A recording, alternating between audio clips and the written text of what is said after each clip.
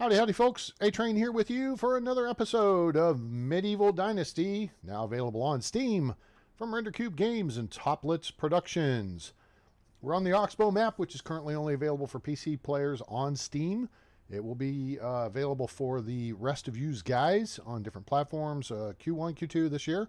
Stay tuned to the social media for RenderCube or Toplitz or the Medieval Dynasty group or whatever, so you guys know when it will be out and about. Hope everyone's having a great Sunday Funday. We are back after a long stream last night. Whew, that was quite the stream we did. So let's kick in here. We're gonna do some cooking. Now we made a second. We got two people working in this kitchen. We built a second kitchen so we can actually go work there without interfering with these folks. Let's take a look here real quick. The big key is this, is bowls. Oh, that was nice. Clicked on 100 right away. That worked out rather well. Let's run these over here to this side. I don't want to mess with them. So we're going to put those in this chest. I may actually shift them over here because they won't care about the distance, because they don't have to go back and forth. If they need something from food storage, they just take it from food storage like magic. You have to believe it's a magic. It's magic. Oh, wait. All right, let's see. You have to believe it's magic. Olivia Newton-John. It's a kind of magic. Queen. Magic Man. Heart. I think there was a magic song by Electric Light Orchestra, too. So, yeah. We may have a whole bunch of stuff covered there. So, all right. Let's take a look here and see what we want to do. Now, we've got mushroom soup, and it's starting to get a little stale. We've got pottage, which the folks are making. We've got scrambled eggs with mushrooms. Now, if you want to know what your people like, you go to management and you click on this. Okay. Now, this applies to both the village, the valley map, and the Oxbow, but the order of things is different between the two. All right, so you need to be aware of that. Cherry pie is #1 in the valley, but fish tarts are #1 here in the Oxbow. All right, so you're going to scroll down the list here, and you're going to see what you've got in food storage. If it's in kitchen storage, it does not count. Okay, only stuff in food storage is going to show up on this list. All right, so we have 6 pottage, which is the equivalent of 432 calories. All right. 19 pike, which is 1,254 calories. It's 9 scrambled egg with mushrooms, 450. 9 times 5 is 45. So scrambled egg with mushrooms is 50 calories per. All right. And then you go down the list. Now your villagers are going to consume whatever is highest on this list that has a green check next to it. That's how it works. All right. If you don't want them consuming that, like if you don't want them consuming something, say, you're using buckets of soured milk because you want to make quark and you want to make cheese, which cheese is much higher up the list, right? I don't know. I don't make enough of it. I know you have to have soured milk and milk to make cheese or something like that. You uncheck this, then your villagers will not consume this, which then you can have it available to make something higher up the list. Does that make sense? Good. All right. So, of course, we got to have cows or goats to do milk. So we're not quite there yet. We could get goats, but we don't have them yet. All right. Pottage. If you're on the valley map, guys, I cannot express this enough. Pottage is your friend. If you've watched my previous video series, you know I make pottage by the hundreds, and that's boom. It sells for like 25 or 30 coins per. You need 3 meat, 2 cabbage, and 1 wooden bowl to make pottage. Your people like it too. Now the difference is this is a little higher on this list. It's about 24 or so on the valley list. And it's gotten nerfed. It was 13. But they've moved all the breads back up above, except flatbread, which got screwed. Flatbread with onion now is down 30 and flatbread's 34. When on the valley map, flatbread itself is like 21 or 22, And then flatbread with onions up here. Porridge with berries and porridge with apple is much lower down the list. Now, if we had berries, we could make porridge with berries, and we may try that come summertime, but we don't have it right now, so screw that. Now, pike, this is just straight up pike that's been caught. Boom, it's in here. We do have fish meat. All right, roasted fish meat goes over well, as this roasted meat. All right, and then salted fish meat. But we have tons of fish meat, and we have dried fish meat, which sells well. And then we just have meat in and of itself, raw meat. You really want to keep the meat in a raw state because it gives you more options when cooking. You can salt it, and if you look in the kitchen at your various recipes for soups and stuff, which again, you do not need the kitchen for this. You can do this at your house. And if you're on the Oxbow, you can do this in the sick house. But if you look at your various soups, they're all split up for, say it's cabbage, meat, and a wooden bowl. Here it's cabbage, salted meat, and a wooden bowl. Carrots and meat, carrots and salted meat. All right, you see the point? Meat, salted meat, meat, salted meat. All right, until you get around the vegetable soup, which I'm just not a fan of. It's higher on the list, but look what you've got to have. 2 beetroot, 2 cabbage, 2 carrots, 2 onions, which means you got to grow all that stuff. And it gets goofy because you really have to have 3 fields to do it in numbers. If I do my usual 10 by 6 fields, all right, carrots, unless you plant them in the winter, all right, this can't happen until autumn because beetroot plants in spring and harvests in autumn. Carrots can plant in the winter and harvest in the summer, or plant in spring and harvest in autumn. Cabbage plants in spring and harvest in summer, or plants in summer and harvest in autumn. And onions plant in spring and harvest in summer. Boom, done. That's it. All right. So you see what I'm saying? Is come autumn, I mean, you have to have a beetroot field going in spring, an onion field going in spring, and a carrot field going in spring. Now, if you planted the carrots in winter, then you could plant cabbage in that same field in the summer. Or once you harvest the onions in summer, you can put cabbage in that field. But basically, any way you slice this, you have to have 3 fields dedicated to making the components for vegetable soup. And since they nerfed flatbread with onion, and stew is not that high on the villager desire list. See if we go, here's vegetable soup. It's 19. Pottage is just 2 below that. Soup is just 2 below that. Now, soup is above pottage on the Valley map. Soup is 4 meat, 3 beetroot, and 1 wooden bowl. That's a lot of stuff. But you look here, scrambled eggs with mushrooms and meat with gravy are both above stew. Stew is 2 meat, 2 carrots, and a wooden bowl.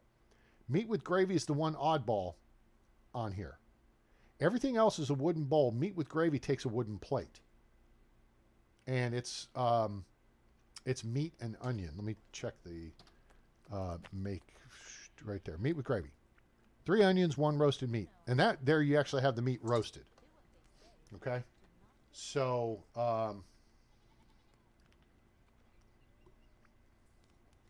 that's your one oddball out. But to me, it's farther down the list, so there's no point in doing it. You want to go for what you can do highest on the list. And the cheapest thing, easiest thing to do is just go hunt a couple of wisent or clear out some deer or kill a bear, whatever. Get the meat and grow cabbage. That is the easiest way to do this because the system, I'm talking about the game mechanics, are not currently set up for your villagers to desire a variety of food types. And I reference back to Farthest Frontier. So if you guys have watched my series on Farthest Frontier, which I love that game, it's tremendous. Your villagers, to upgrade their houses to the next tier, you have to provide multiple food types. So you couldn't just have pottage. Now, in this case, you would have pottage and you would have, salted meat or mushroom soup. You have multiple food types, right? In my estimation, you want to provide at least 1 protein type, if not 2, and then vegetables, and then possibly fruits, and then breads, right? So you've gone through 4 different tiers of requirements there. As you advance your village, you advance your growing capability and your production capability. So to get higher quality homes for your villagers, they're going to want more options for their diet, which then would in effect make them happier. If you bring their health into play, then they're going to be healthier as well, right? Because you can't do any breads until you unlock Kitchen 2. Everything you do on the fire or on the cauldron, you can actually do in your house. You don't need the oven. And the oven is in Kitchen 1, but you can't use it until you unlock Kitchen 2. That's where you get the recipes for the various breads. All right. Now, you don't start getting the fancy fruit tarts and stuff, all this stuff up here, until you unlock the tavern, which is way down the road. I mean, let's just look. Smithy, Kitchen 2. We're almost to the market stall. Workshop. Smithy 3, which is where you unlock iron stuff. Sewing Hut 3, which is where you unlock all the cool stuff. And Tavern. 10,000 points. We're not even a quarter of the way there. When we get a quarter of the way there, we'll be unlocking the market stall, and that'll make us happy, because then we can sell stuff without having to run all over and find vendors with cash to buy it from us. But you can see here the schemes: juices, tarts, wines, beers, all that. That's when you get to the tavern. But at Kitchen 2, that unlocks all your breads and scrambled eggs and cheese and vegetable soup. All right. So for now, pottage is your friend, whether you're on this map or on the valley map. So we're going to make us some pottage. All right. One more thing I'm going to throw out there, and I've said this before, I'll say it till I'm blue in the face. And as cold as it is here in the valley, or in Oxbow, I'm about blue in my face. What is that? 72 cabbage. Okay, so we need 128. I don't want to take all the resources away from our people. All right, because I want them making it. All right, now, oops.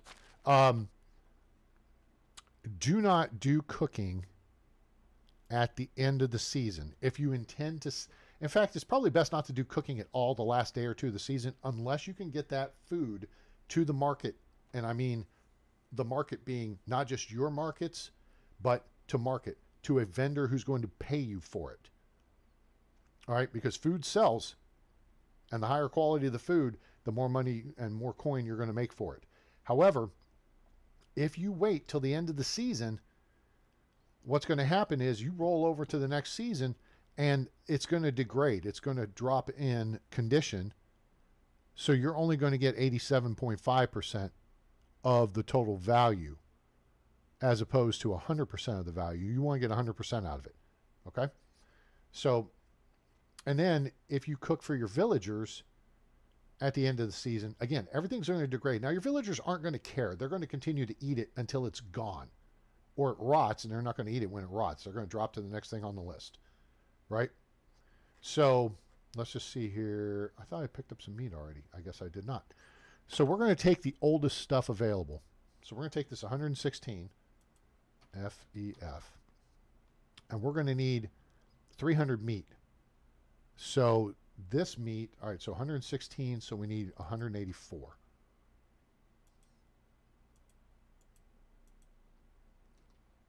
Shoot, I need 4 more.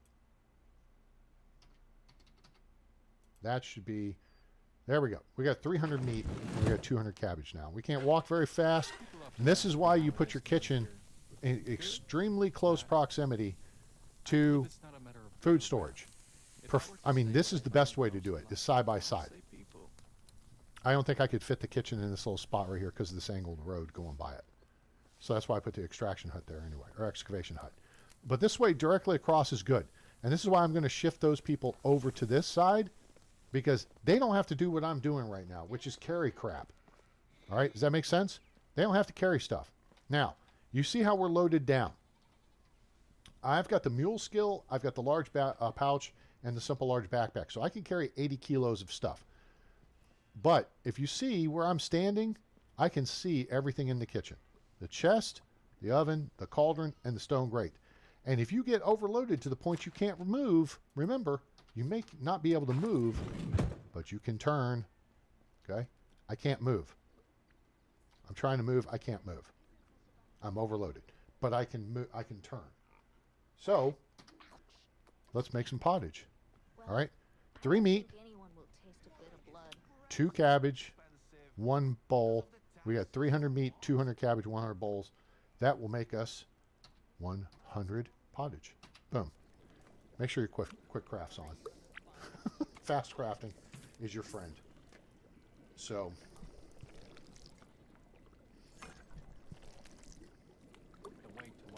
and there we go. We have 100 pottage, and we're much lighter than we were. Now, we have options for what we want to do here with it. We can throw some of it in village storage, or we can take it and sell it. I'm going to throw some of it in storage here. No, you know what? I'm not going to, because I want... This is probably going to go bad, and I can just put it out for rot, and that's almost gone as well. So let's take it to market. Yeah. 40 per. I don't think we're going to get 40 per. I think we get 26 per. And I got to remember if I actually have money, if any of the vendors have money over here in Piastovia right now. All right. So let's joggy jog over to Piastovia. If we need to, we'll take Uber and we'll ride over to probably Skauki, because the blacksmith in Skauki tends to have a lot of coin, usually. I may have cleaned these people out. That's why I've got like 80,000 coins.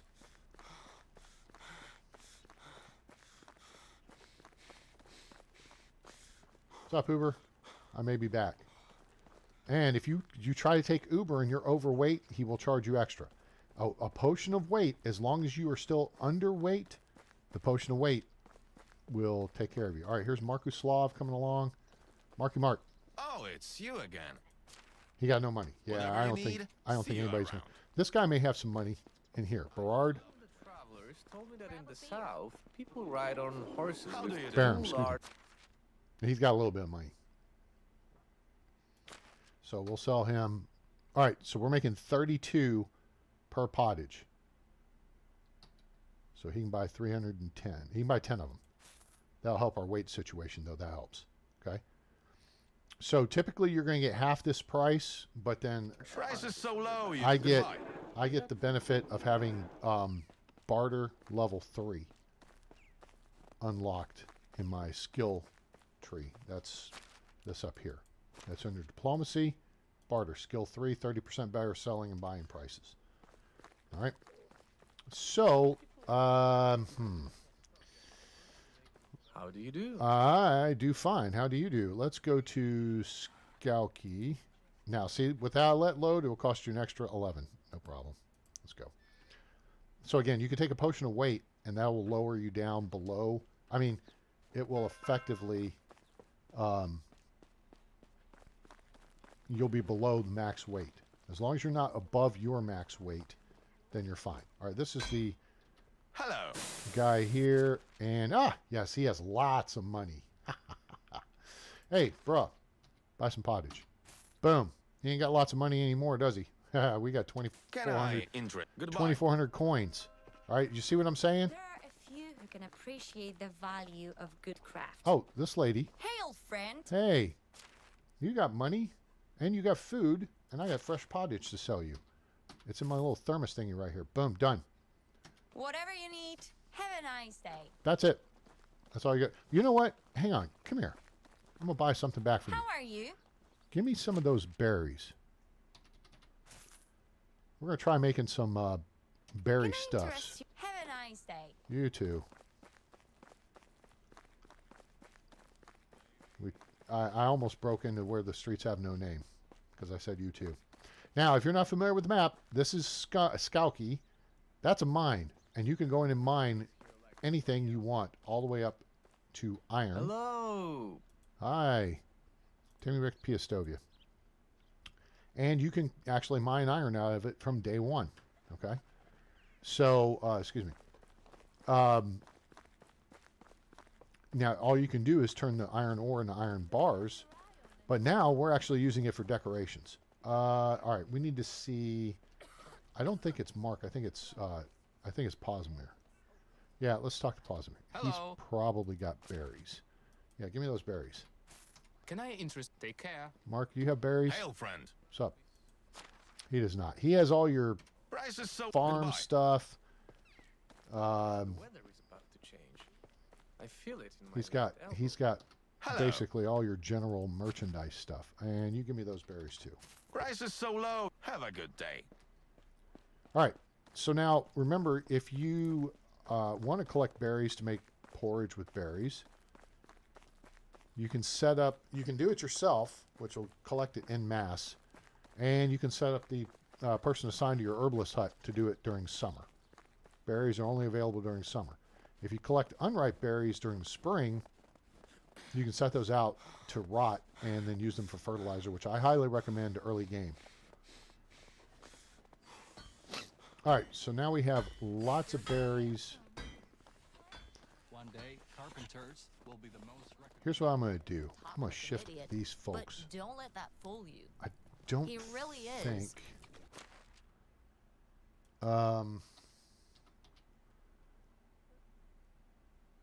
I'll put some buckets of water over there. We're not making anything with this. So this is for scrambled eggs with mushrooms. Morel mushrooms you harvest in spring, and they go together with eggs. 3 eggs, 3 morel mushrooms, and a wooden bowl is scrambled eggs with An mushrooms. idiot. So you can leave wooden bowls in the resource storage building.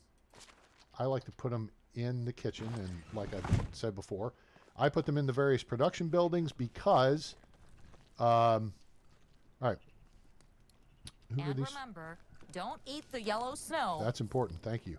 All right, Berard and Goat. We gotta come up with a name for her. All right. So what we're gonna do is we're gonna back out of their way because we're gonna reassign them over to the other kitchen. We're gonna do this, and then go to production, kitchen 2. This is the old one, so this is the north one. And this is the south one. So it's the new one, that's the old one, this is the old one, whatever. We're going to work out the old one. So kitchen 2 south, what we're going to do is do this and, well, wait, let's check. I think all I've got them doing is making pottage. Yep. Okay. So we're going to set this assignment up to make pottage. Now, again, you got 2 options here. So there's meat and then there's salted meat. So make sure you're selecting the correct one.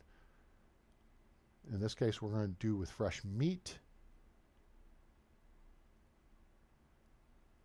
And we just want to make sure we leave enough stuff in the inventory for them to be able to handle it. Now, back out of that. Go here. Wait. Is this right? I think so. You and let me double click there. Berard. You. Okay, cool. All right, take off. So now they're going to mosey around to the other side, which gives me command back of this kitchen, and that makes my life a lot easier. Now, it says that there's a production issue, and all that is simply saying your kitchen has no workers, but you have assignments. So we'll double click on that, and then we'll just cut this back down to 0. So if I want to, I could assign someone back in there. I like having a separate production building basically for myself. So when you get to the point where you've got people working, constantly, like right now, the sewing hut, the smithy, and the herbalist hut are the 3 buildings I do not have redundancy. We have 2 smithies. What's that girl doing? What? I'm almost afraid to open this door. What is she doing? Oh, it looks like she's walking. Oh, she's trapped. How can I help you? Let's take a closer look at you. Now she's. I How want is to life actually. treating you? Good luck. Ow! Nope.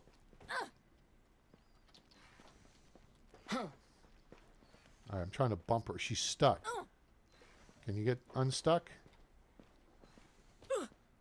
Excuse me. Is she trying? Nope, she's trying. Is spinning wheel. Crap. Nope, she's not stuck. All right, she'll figure it out coming into the day, which is coming up here in a couple hours. So, all right, she'll figure it out. Now, that said, let's check the workshop. All right, our boys at the clay wheel, pottery wheel. So, we're going to zip over here, and this is why you have your resource storage centrally located. Ah, we're picking up logs. This is good. And let's just grab 25. We're going to craft a bunch of wooden bowls because you want to have these in just huge numbers. First off, it helps your crafting. Second, then you have it available when you need it. All right? Cool? Cool. All right.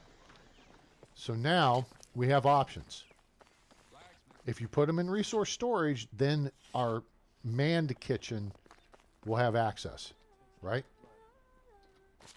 But we've already got some in there, and as the villagers are using wooden bowls, they're depositing them back into resource storage. So if you look here, you'll see there's some in there. All right, do that, and then boom. See? And we're making some. See, he's making them. So the new ones are going in there, the used ones are going in there, and the recycled ones are going in there, right? So then everybody's happy. You've got the resource and the production chains all squared away. Everybody's good to go. So, all right, let's look at what else we want to make. So if we go check over here, we have a bunch of beetroot. So we can make soup. But first, let's actually look into making porridge with berries. I have never made that before. Hello, Adele. Welcome, and how are you today? Porridge with berries. All right, here we go. So we don't have the technology for this. That's going to take all the way up to the stinking tavern to unlock. Gruel is not unlocked. I don't care. Porridge, I don't care. If you can get porridge of berries, then you almost don't need to bother with this stuff. The only reason we're interested in this is because it's actually higher on the list than pottage, right? All right. So we need wooden bowls, which we've got, berries, which we've got. We got enough to make 3 things of it. So now we got to go get 6 oat grain. 6 oat grain. That's it. I think that's in here. There should be. It's not. If not, it should be down. But I'm pretty sure it's in here. 6 oat grain. That's disappointing. Oat grain. Yep. Okay. That's what we'll do then. We'll make 3 things. So it's first come, first serve, people. So, Adele, you're here first. Do you want some porridge with oat grain? Or some porridge with berries? Oh, we got that. So, oh, look, here's 3 convenient bowls. So, Adele, what would you like that's on the menu? Porridge with berries. I guess we make 3. That's it. They need to get this aligned, because watch where the spoon winds up. Oops. Doink. Doink. Doink. Yeah, they need to fix that. Not a big deal, but all right. So now we have porridge with berries in. Now, let's see what this actually sells for. Yes, it's only 9 p.m. there. Did you get some sleep? Adele was a trooper. She was up with us till, what, 6 o'clock in the morning your time? You did all night with us. It was awesome. Berries sound nice. All right, Adele's going to take the porridge of berries, so there will be 2 left. So obviously you have to collect berries in large numbers. So again, that's something you're the most capable person of doing.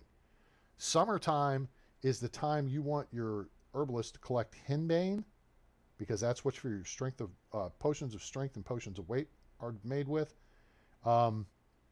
So Now here, it's saying the price is 27. All right, so let's actually just plop. Oh my God, I just ate one. Ugh, oops, sorry. Well, here, Adele, you get one, and then someone else gets one. Double dumbass on me. I did not. I forgot that I wasn't hooked up here. All right, so let's just put one back in there, and I want to get one 100% pottage, and that would be this right here. Okay, so here we can just compare them side by side. Now, this is what's kind of goofy about this, is, I don't know why I just kicked out of there. I'm going to kick out of here. What's goofy about it is if you look at the list, porridge with berries is number 18 on the people like it list. It's just like berry crunch or something like crunch berries or whatever. Boo berries. Blueberry crunch. Pottage is number 21. So what is it that makes pottage less valuable? I mean, makes porridge less valuable. Porridge is plus 90 food, plus 25 water, 50-second effect duration. That's kind of short. Oh, that'll give you plus 25 health and 60% less water consumption. But that's only for 50 seconds. So this is kind of goofy. Less water consumption for 50 seconds, who cares? But effectively what it is plus 25 health, and it's health over time. Well, I mean, I guess there's a reason why Europeans drink tea, right? Because is there native coffee grown in Europe? I mean, coffee here comes from South America. I mean, it's almost like, why isn't there potatoes? Well, maybe they hadn't discovered Ireland or hooked up with Ireland yet or something? I don't know. Where's the potato? Well, the Germans eat them, and so do the... Hey, wait a minute. If the Germans eat them, then you damn well know the Poles eat them, and the guys who developed the game are Polish. So guys, where's the potatoes? Or did those come from somewhere else? Like corn, I get why corn is not in the game. Corn came from North America and was exported to Europe, right? Just like stuff was exported from Europe to North America. It's not indigenous to the continent. See, pottage, plus 72 food, so it's less in food addition. It's only plus 10 water. Berries are plus 25. But for 210 seconds, which, let me do the math on this, that's 3 minutes and 30 seconds. You have a plus 2 Celsius temperature tolerance. Excuse me. I don't see how this maths. Because this is effectively a healing meal. I do like the fact that the various things buff things differently. Like roasted meat's just straightforward plus 17 food. But salted meat is plus more food. You lose a little water. But for 10 and a half, almost 11 minutes is 15% less food consumption. Salted fish meat is 70% less food consumption. But it's not as filling as salted meat. See? And then look, salted fish meat sells for much more, even though it's less filling from a calorie standpoint. However, this might be the difference. The fact that you wind up consuming less calories over time. Hello, Ambery. Oh, Adele would like some coffee. So hook Adele up with some coffee, because we don't have coffee here in the village. But we do have porridge with berries now. So Adele's having one order. If you would care for the other, then you are welcome to it. There's also fresh pottage available. There's mushroom soup and scrambled eggs with mushrooms. All right. So now we've learned what porridge with berries entails. There's not entails available. Oh, there'd be entrails. And this is a little crazy that you've got to have 20 berries for that. I could see needing more oat. Anyone will taste a bit of blood. But, man. All right. So, now let's make another comparison because I've talked about it, and we do grow beetroot. So, if we want to make soup, and I know Ambry likes soup, we need 4 meat and 3 beetroot. Okay? So, if we look at our numbers here, we could do, say, 120 beetroot. We could do 150. All right? So, let's say we do 100. And you know what? I'm going to do 120. I'm going to keep the numbers down a little bit because what now is becoming an issue, as you've seen, I've cleaned out the vendors in Piastovia. And I've hit a couple of them pretty hard in Skowkie. So the getting stuff to market now is getting to be an issue. But what we can do is you can let this stuff degrade. Like these apples, now would be a great time to include them in the dish. Unfortunately, we don't have a dish we can put them in. See, they'll actually poison you. But if you cook stuff, the fact that it's showing poisoning or whatever, that goes away. And then it becomes 100% in the dish. All right. So let's take 120 beetroot, right? Let me math this out here. All right.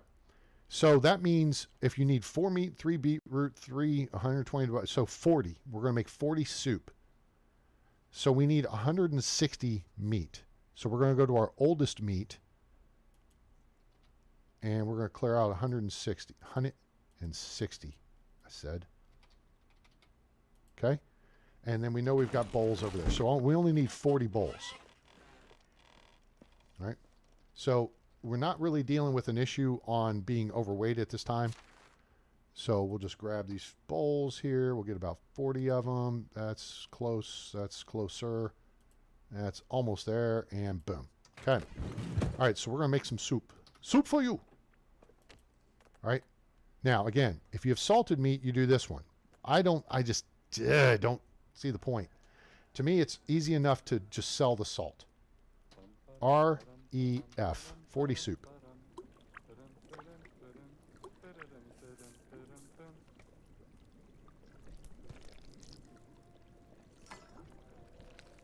Oh, Adele brought biscuits to the party. They're all having coffee and biscuits.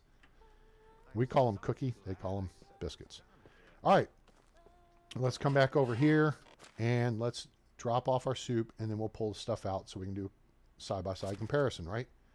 F, E, doink, F. So now we get soup on the menu. All right. We got mushroom soup. We got soup, we got pottage.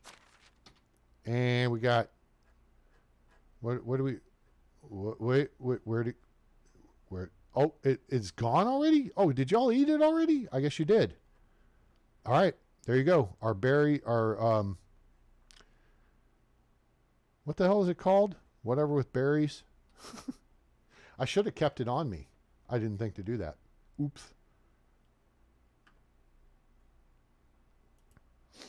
Let's grab, well, wait a minute. This is, oh, it's not going to matter. All right. The fact that it's not 100% fresh will not matter. Let's grab mushroom soup. And then let's grab a pike. So this will give us several things on the menu for our villagers. And again, our menu list is right here. All right. But the porridge with berries is GON gone. Y'all ate that. So now we got pottage, and then we got soup, and we got pike, and we scrambled eggs with mushrooms, and then way on down here we got mushroom soup. So why does mushroom soup suck so bad compared to the other stuff? Mushroom soup sells for 12. Now, to make it, you have to gather mushrooms in autumn. It takes 1 parasol, 1 bolete, and 1 red pine mushroom, and 1 meat. So there's only the 4 components. Everything's readily available. You just have to gather and then hunt like whatever to get a couple of meat. So 1 meat, 1 parasol, bolete, and red pine mushroom. Simple. It's plus 18 food, plus 15 water. For 90 seconds, you get a plus 2 temperature tolerance. So, clearly, pottage is a better deal. because you get 2.5 minutes of, as opposed to 90 seconds of +2 temperature tolerance. And pottage is 72 food versus 18. So let's see, 18, 72 is 18 times 4. How about that? Now you get a little more water out of the mushroom soup, but that may just land you in the privy longer. You got to cook for the family. All right.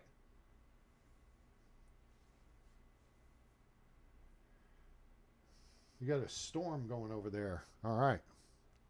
What's on the menu today, Ambry? Because we're talking menu stuff here. All right. So you can see why mushroom soup is so cheap compared to pottage. Mushroom soup is easier to get. You got to have meat for pottage, but you got to have 3. Mushroom soup, you only have to have 1. So there's less hunting required. And then you're actually gathering the other components. Whereas for pottage, you have to grow or buy. We're going to assume you're not buying the materials. You have to grow cabbage. But cabbage is easy because you plant in the spring, harvest in summer. Plant in summer, harvest in autumn. Right? Simple. Bada bing, bada boom. All right? Now, why is pike so popular? All right? It can be consumed, roasted on campfires or grates, or gutted in the workbench in the fishing hut. Plus 66 food, plus 5 water. The poisoning is if you eat the raw fish. If you actually work it down to, if you just gut it, you won't get poisoned from raw fish. See, I'll show you. See, here's dried fish, plus 14 food, 700, and for 700 seconds is 55% less consumption. Fish meat is plus 12 food, for 180 seconds is 30% less. So dried fish meat is better than just plain fish meat, but you can eat the raw fish meat. You just can't eat the raw fish without getting some semblance of poisoning effect. Now, if you have a potion for that, or I think chicory, or St. John's wort does.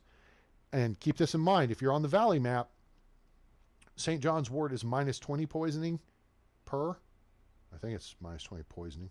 On here, it's only minus 2. It's a big difference. Oh, spaghetti sounds good. I was talking, we were talking about spaghetti last night, weren't we? That's right. That was a big topic of discussion about making your sauce from scratch and all that stuff. So, yeah. Ooh, that sounds good. You know what? I was thinking about that. I've got food, though, because I stocked up for the cold snap that we had this past week. So I think I'm going to burn through some more of that before I go shopping and spend more money. I have a real problem with food waste. Like, I know I'm going to have spinach in there to throw out, or carrots or something, and I'll dip carrots in ranch and eat them as a snack. Ooh, I got to go get my package from the Amazon locker, too. You got a package, A-Train? I got a package, baby. Hey, how you doing? Shut up, A-Train. Now, I got a new pair of sweatpants, some socks, and 2 books I ordered the other day, and they arrived yesterday. And all my troubles seem so far away. But I got to go get those out of the locker. So, let's see here.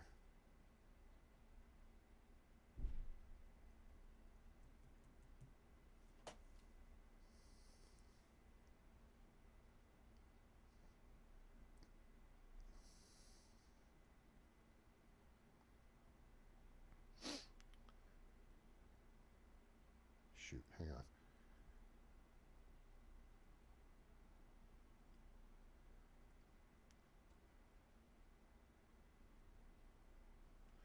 All right. Spaghetti is usually more popular than pottage. Is spaghetti a thing in the UK? I mean, you know, it's Italian stuff and everything. I know for better or worse, I'm sure there's a lot of halal stuff popping up, at least around London, I know. But is Italian food a big thing in the UK? It seems like Indian food is kind of, you know, it's come along. I'm sure around London it's a big international city. I mean, here in Dallas, You have Indian food everywhere. You have halal. You have kosher markets. It's an international plethora of foods. Not just like Mexican restaurants, but then you can find stuff that's more not just Tex-Mex. You have stuff like Mesomaya, which is southern Mexico and Guatemalan food. I mean, you have variety of stuff. Dallas is actually the test market for the United States. If you have a new restaurant concept and it can make it in Dallas against all the competition here, it'll make it basically anywhere else. So that's why we get a lot of restaurants, and a lot of them come and go. And we've lost some of my favorites over the years, which sucks. But yeah. Anyway, all right. So pottage is still. So pike on the list. Pike is right behind soup. All right. So I think the people know they can make a bunch of stuff out of pike, and that's why it does better. All right. But it doesn't sell for much because you can go get it. There's no preparation built into it, right? Scrambled egg with mushroom, plus 10 health, plus 50 food. So that's a healing property thing. But again, it doesn't sell for much. And the problem there is you got to have the eggs. The mushrooms are morel mushrooms, which are harvested in the spring. So if you're going to focus your herbalist hut on cooking, I mean, if you have two people in the herbalist hut, the problem is you have to change the herbalist hut's mission or their workload every single season. And micromanaging that is something the devs really need to look into. Hey, I want to set up a spring calendar, a summer calendar, an autumn calendar, and a winter calendar. I'm going to make potions in the winter because that's all you can do. In the spring, we're going to gather morel mushrooms for scrambled eggs with mushrooms, or we're going to gather unripe berries, or we're going to gather dandelions and daisies and broadleaf plantain for healing potions. Chicory's also available. St. John's wort's available. In the summer, you can get berries if you want to focus on food. Spring, you do morel mushrooms. Summer, you would do berries. Autumn, you would do the three other mushrooms, parasol, bolete, and red pine. But then if you want to make potions, you have to get those in the autumn as well, and that's the bitter bolete, the Mario Kart mushroom, which is the fly agaric, and the woolly milk cap. Pizza shop on every street. You have lots of Chinese and Indian too, not so many fish and chip shops. It's so expensive. Is it? Harvested some kale, collards, and cabbage from patio. Okay. Yeah, I'm not a big fan on greens like that. But black-eyed peas and cornbread, I'm down with. Did you set up like plastic or something on your patio, or did you harvest before the freeze hit? Pizza shop. How's pizza over there? Adele, have you ever been over to the United States? Have you been over across the pond here? I'm just curious if you could compare, like pizza comes from Italy, right? But the United States, it depends on where you go. You have the New York style, you have Chicago style. Apparently there's a Detroit style. Not that I'm interested in Detroit style. Theirs is very bready. And Chicago's deep dish, which means you wind up with a lot of bread. New York is a thin crust. It tends to be hand tossed and doughy. I like a thin, crispy crust pizza myself. So, yeah, I mean, there's different styles. And there's different toppings. Like, there's a bar like 5 minutes from me that makes a really good margarita pizza. And I get it with sausage. So it has like an olive oil crust, cheese, fresh basil. One time I got one and it was literally green. You thought it was freaking St. Patrick's Day. There was so much green on this pizza. I'm like, that's a little much basil. Could we cut that down to about, 10% of that? But I also get sausage put on it too. So it's really good. All right. So soup, plus 70 food, plus 20 water, And for 6 minutes, you're going to have a +2 temperature tolerance and a +3 kilogram weight limit. So soup gives you a couple of buffs, and it actually lasts for a little bit. 6 minutes is not too bad. I mean, you can cross half the map in 6 minutes. To me, though, I don't really... Why... you don't need a +3 kilogram weight... Oh, you know what? Let's find out. I do have one. Let's see if these stack. F. Okay. So now, you saw there, my inventory is now 83 kilograms. So now, what happens if we drink a potion of weight on top of that? Nope. Canceled it out. Devs, fix that. Now I got to run back over here and restock my potions, because I'm going to show you what I've got in storage here, and the same thing happened with it, except it went the other direction. Now, it may be what you consume first gets overwritten by what you consume after. But there's this... Wait, where the hell is it? Oh, here it is, lavender honey. This is one of the things you get from Domzik, the fancy schmancy stuff dealer over in Piastovia. All right. You went on a boat. Did you sing I'm a boat? I'm on a boat. I'm on a boat. Don't you ever forget. I'm on a boat wearing my flippy floppies. You down at Kinko's flipping copies. I'm riding on a dolphin doing flips and shit. Yeah.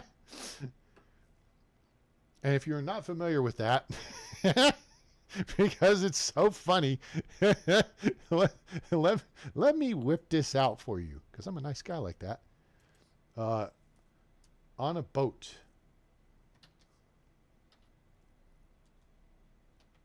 On a boat. Lonely Island official music video. Here we are. Lonely Island featuring T-Pain. Yes, this is the one. So let me pause this, because I actually don't want this to start. I'm going to share it, and we'll copy it, because I make a lot of semi-vague references, but yes. So if you're going to ride on a boat, or you're talking about riding on a boat, you have to literally, reference this song, just because it's funny. So now you can watch that, and you'll get a giggle out of it. You'll get a chuckle out of it. So, yes. All right. So this lavender honey, so I took a potion of weight, which took me up to 100 kilograms, but then I drank this lavender honey thinking it would give me another 10 kilogram weight increase. Nope.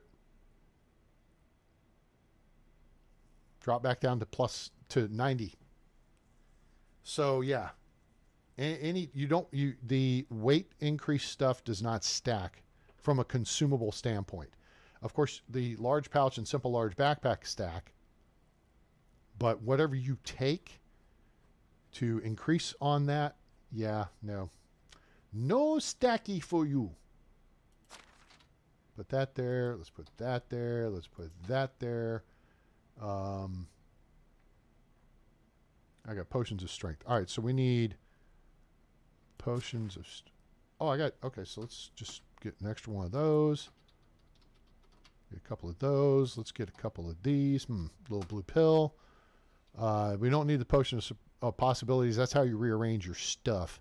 And then you got to take some potions of sobriety to overcome because it makes you 100% drunk, and you can hardly walk straight. It's hilarious. Go back a few videos and you'll see. Okay, so you guys see what I'm talking about when it comes to all the cooking and what have you. You work with this list and make whatever you can make that's highest on this list. But pottage sells. Soup, let's just check this in the inventory real quick here. So pottage is 40. Soup. Oh, did I consume the soup? I guess I consumed the soup. Let's just whip out another soup. Oh, it says 50. Okay. So soup sells for more, but it takes more to make. And I'm not sure in the greater scheme of things if it's really worth the extra effort. I mean, I do a beetroot field every year anyway. To me, I would make pottage to feed your villagers, and I would make soup to sell and then sell extra pottage.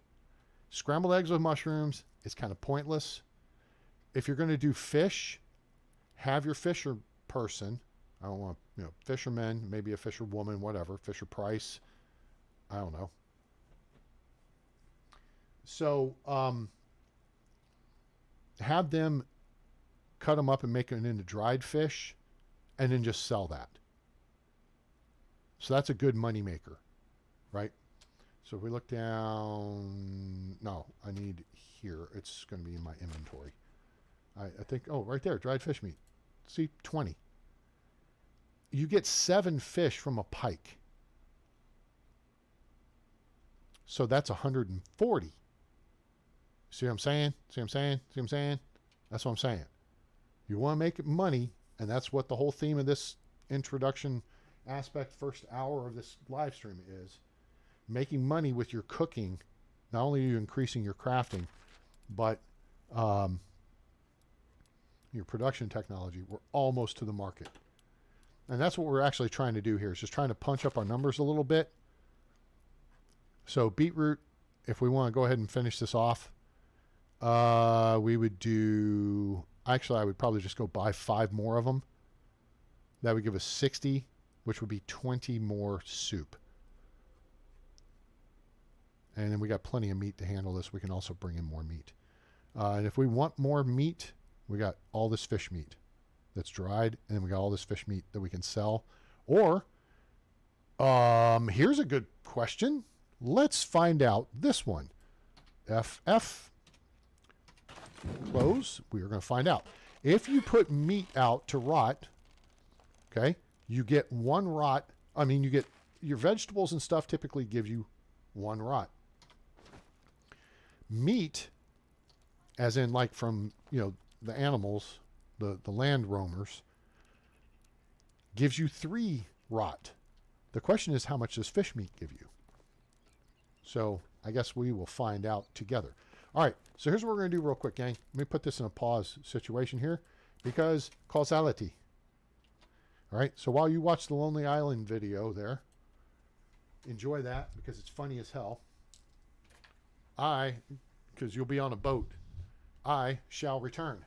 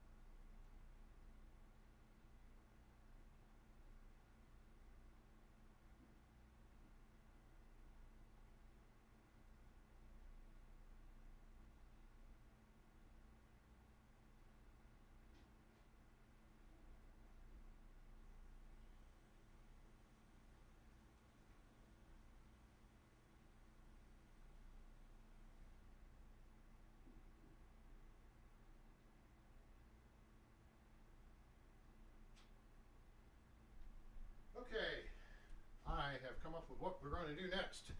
Hooray. Okay. All right. I feel much better now. I can see clearly now the pee is gone. All right. So the next logical step is actually to continue this discussion of cooking for money.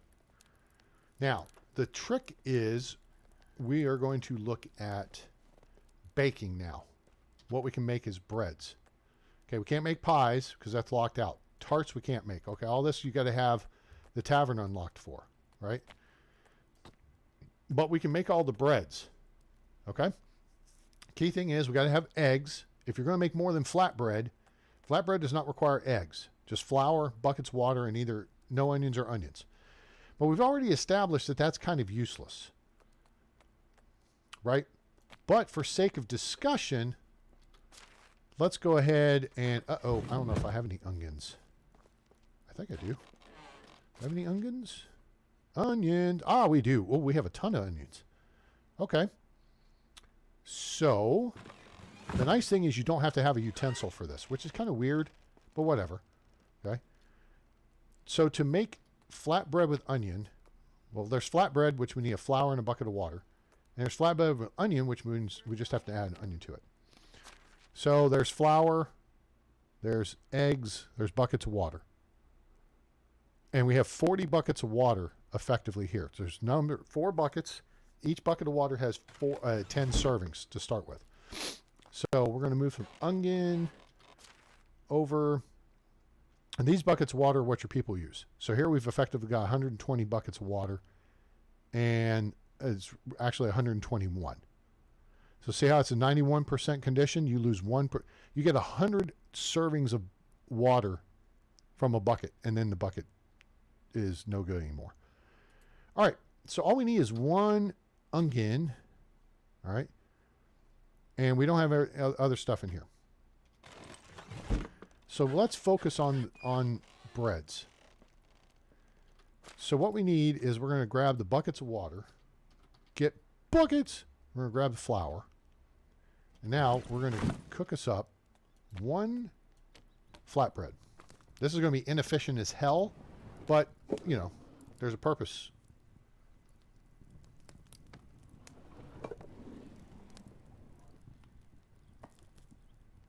Oh, it wasn't like that? But you had the bunk beds, huh? Yes, you need to cook. Okay. Yeah, I don't know if I'm going to do a marathon. I may do a double play, though. So, all right. So now, let's have fun, Ambry. Thanks for coming by. Appreciate you. Hope the spaghetti comes out great and all the other stuff. All right, now let's do a flatbread with onion. So then we can do a side-by-side with these two. And then we have eggs. We may need to run over and check the deal here. So we got our pizza peel. And there we go. Okay, so now we have made 1 flatbread and 1 flatbread with onion. All right.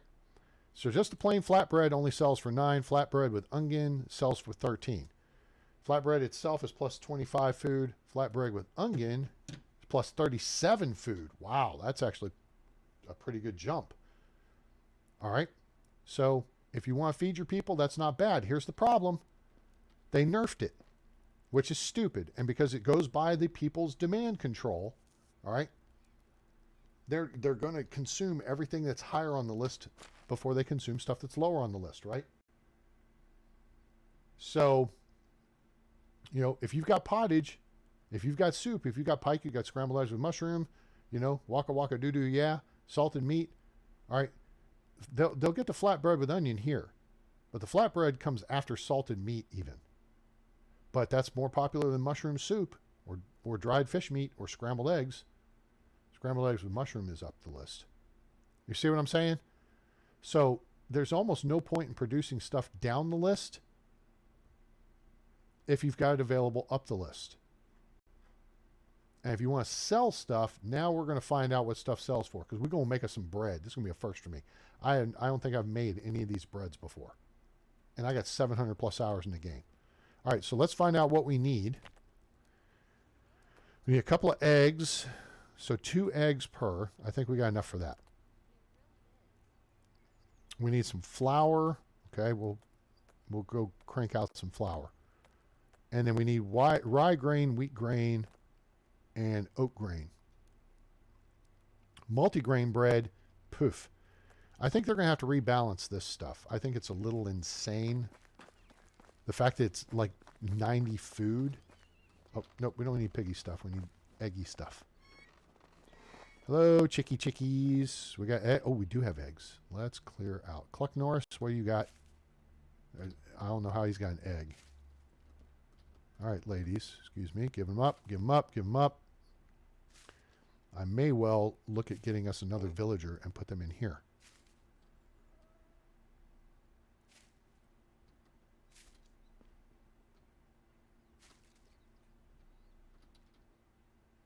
Okay, and 83%. Let's go ahead and fill the trough.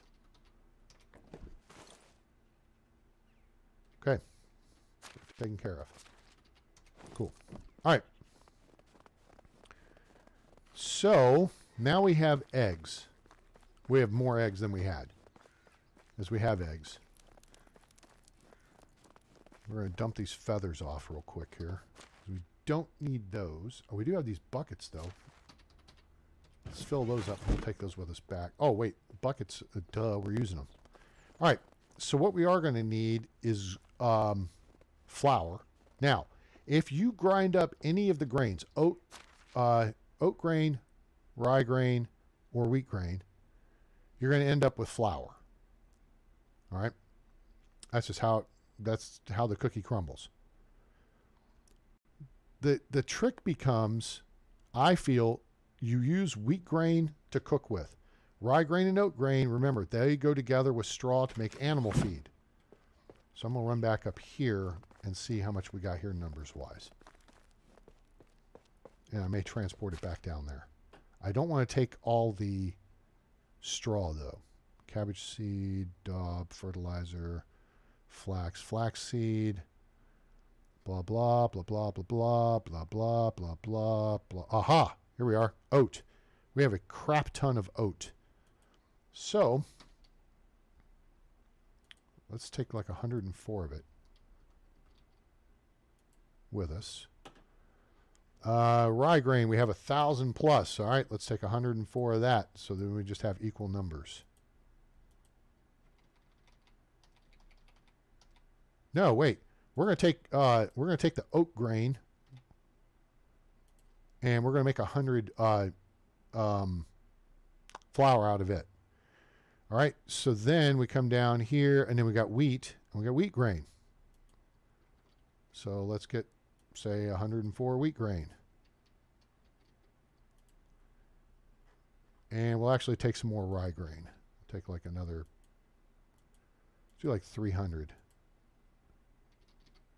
Okay, cool. All right, because I don't know what the conversion rates are off the top of my head. So you use when you harvest the grains from the fields, like that's going to be rye, it has to come in here and it has to be threshed to separate the grains from the stalks, which becomes straw. And then you bring the grains here and you grind them. All right, that's flour. Oh, wait. That's rye. That's wheat. That's oat. We have 404. We're going to craft wait. It takes 6. Oh, all right. So that means we can do 300. Oh, funny how that works. So 300 should be 60 even, right? No, 50.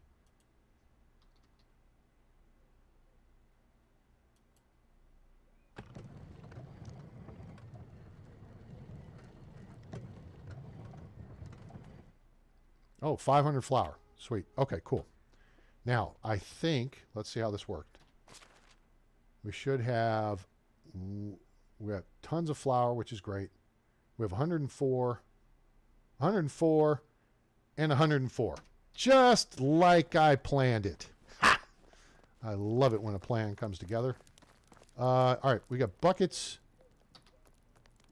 Oh, we actually got full buckets, so we're good. All right, so now in here, let's go to bread, and we can make us a, well, you know what? We're going to make one of each.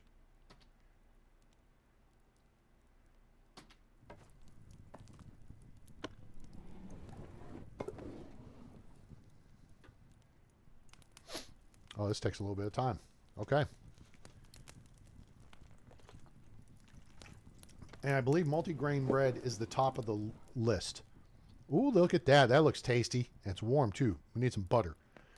All right. So now we're going to make a rye bread. Or wheat.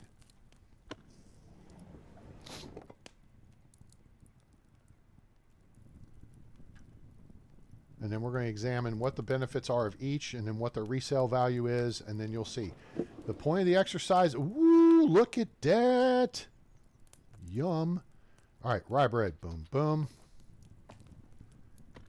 And then in the end, we'll maybe look at just making whatever the balance is. Since we got like 500 flour now. Which is what helped. I did an extra field, I think, of rye at the last minute. Last season. So, yeah. White bread, the least healthy of the bread. Kids love peanut butter and jelly sandwiches on it, though, but there ain't no peanuts in the game. All right, oat roll. Let's make one of these. And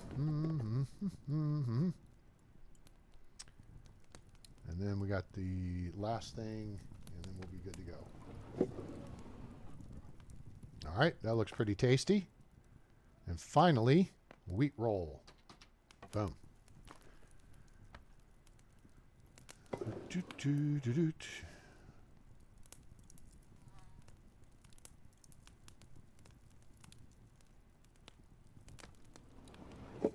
All right, all right, all right. Cool. All right, so now we have literally every one of the breads. So we're going to go here, and then we're going to sort this way. Let me actually ditch all the extra stuff so it'll kind of help. Oops, no, that was just that one. Just that one. Just relax. Hold on. Eggy. Take care of that. Let's get rid of the flour. Okay, keep that. Keep that. Don't really need that. Let's get rid of this. And then get rid of this. Okay. So that pretty well takes everything out of play that's not food related. All right. So now we just sort by food. Oh, wait. That's just a consumable. All right. So flatbread we know is the lowest on the list, right? This was what, like number 38 on the list or something? What is it? It's number, flatbread is 34. So flatbread is 34. All right. And it's plus 25 food. That's pretty straightforward. Flatbread with onion is 28. Sells for 13. It's plus 37 food. So that to me is a pretty good jump. If you're going to make flatbread, you might as well make flatbread with onion. However, if you're going to do that, the key here is eggs. You do not need eggs for flatbread or flatbread with onion. You need eggs for all the breads we just made, which means you got to have chickens, which means you got to have animal feed. All right. So what's the next lowest thing on the list from a food perspective? Wheat roll looks like. So we got flatbread with onion is 30. So we scroll up the list. Boop, boop, boop, boop, boop, boop, boop. Wheat roll. All right, wheat roll is number 17. So let's scroll down here to the wheat roll, and let's see what's special about the wheat roll. It sells for 22. Mine or plus 10 health. Ooh, it's healing properties. All the breads, I think, are plus 90 food. And for 450 seconds, which... there's a multiple in here somewhere. Is that 7.5 minutes? 7 times 6 is 42. So yeah. So for basically 7.5 minutes, you're going to have 10% less stamina consumption. So you get filled up, you get some health out of the deal, and you have less stamina consumption for the next 7 minutes. 7.5 minutes. All right? So that's the wheat roll. It sells for 22. White bread looks like it sells for the same amount. Let's see where it's probably next up on the list. There's wheat bread. Oh, wait. That was the wheat roll. So white bread is next up on the list. And it sells for the same amount.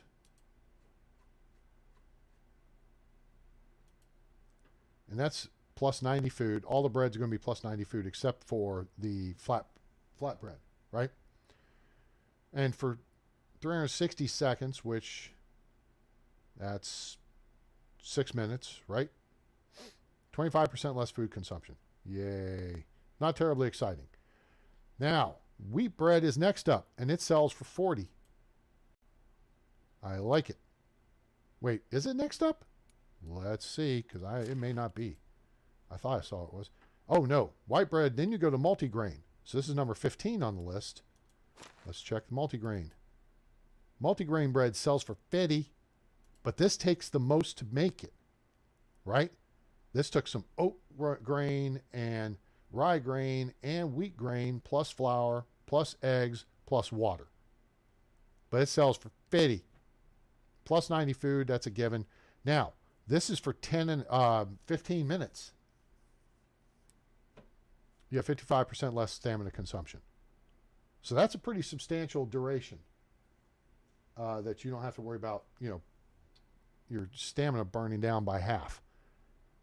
So if you got to get across the map and you're hoofing it as opposed to using the Uber's so cheap on here, I don't know why you wouldn't. So maybe for the valley, then you want to go multi-grain bread.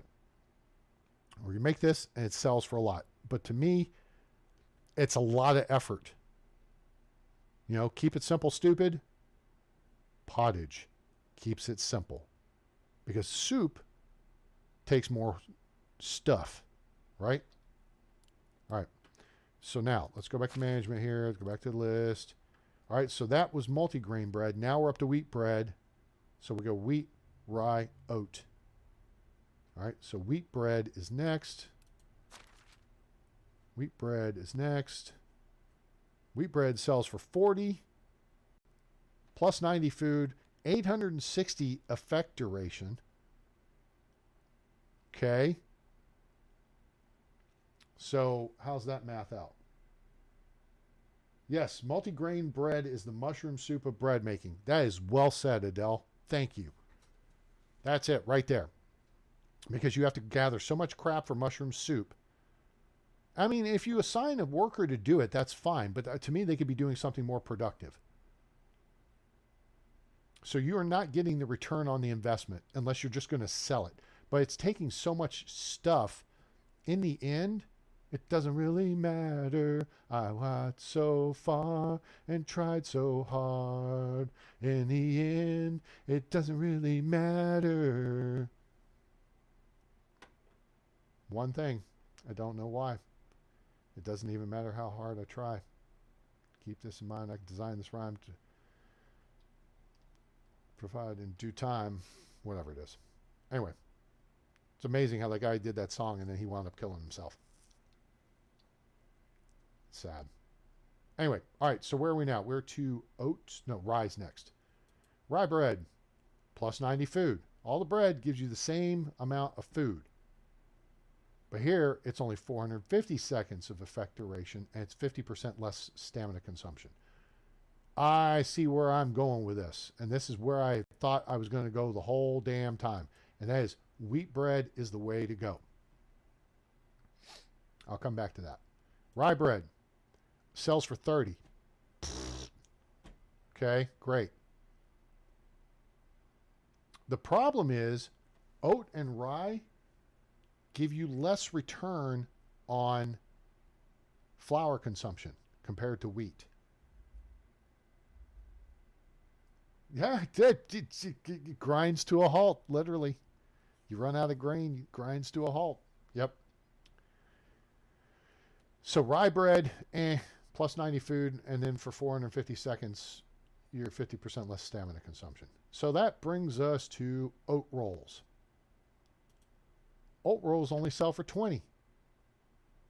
I'm seeing the law of diminishing returns for you economics student types. You understand what that means. And if you don't, here's the brief synopsis. You're hungry. Say you're 100% hungry. And you can look at this on the game. Like right now, we're 84.7% food. But say you're at 100%, or you're at 0% hungry. And you order a pizza. And the pizza, for sake of discussion, has 10 slices to it. So each slice of pizza is 10% of the pizza, right? But each slice of pizza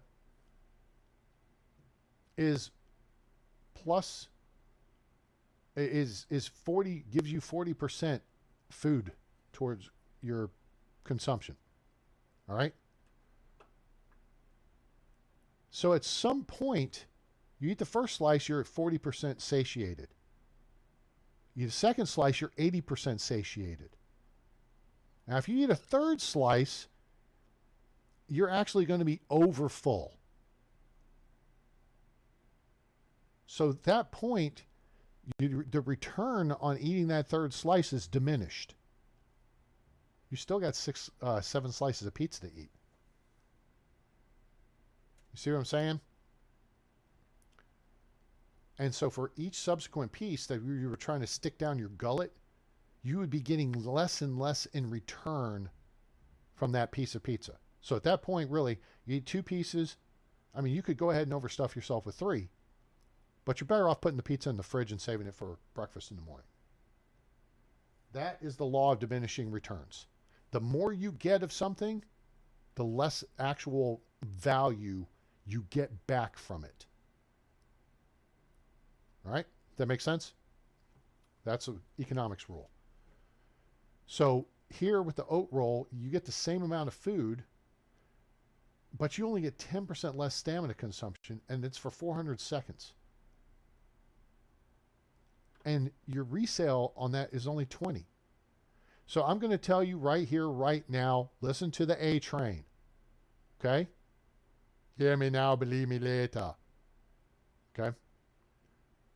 Oats and rye serve one purpose, and that is animal feed. If you want to use one to make flour, that's fine, but wheat is more efficient in making flour. This is what you want right here. Because it takes too much crap to make this to get 10 additional coins. When for wheat bread, what did wheat bread take us to make?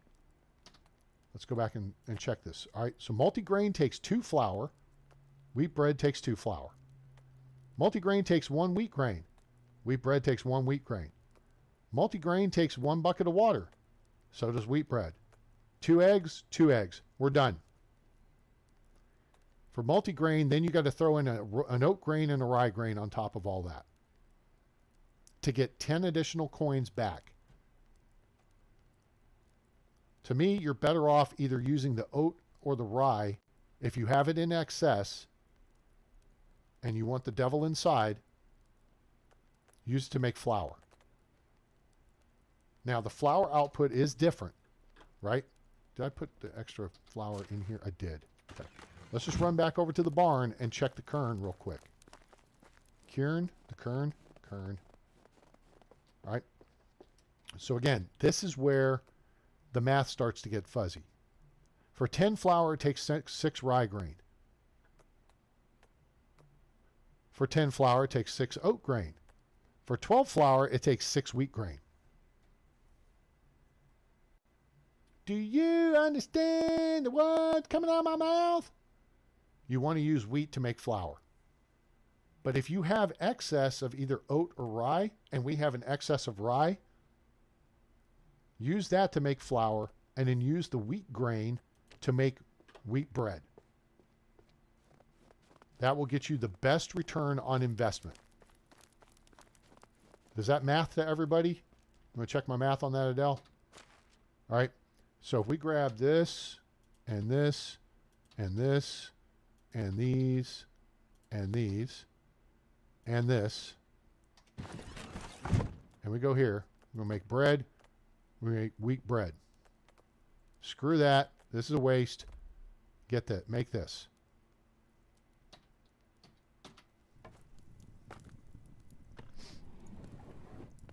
Especially if you're going to sell it.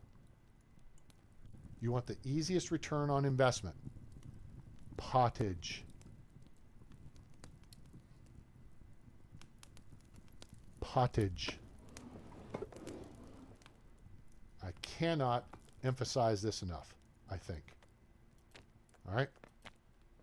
So now it's just a matter of having eggs, and we're still working on increasing our egg production. Right? We just got a new chick. And we're about to have that one chicken coop maxed out. That's got 10 servings in it, so that can stay. All right. Oh, the flour can stay too for now. We still got 448 flour. And you guys saw we've got like still another, how much? Freaking, oh, the bucket's broke. That's right. We're at the end of the bucket life cycle. So, to stock the kitchen, I don't have any buckets. How much rye grain did we have? Several hundred, if not 1,000 something. So oat grain we have 400. Rye grain we had 916. We had like 1,000 plus. Now the oats I don't think have been fully processed yet. What do I need for buckets? Is it 1 plank or 2? So we can get buckets. 2 planks. We got planks. Planks for the memories.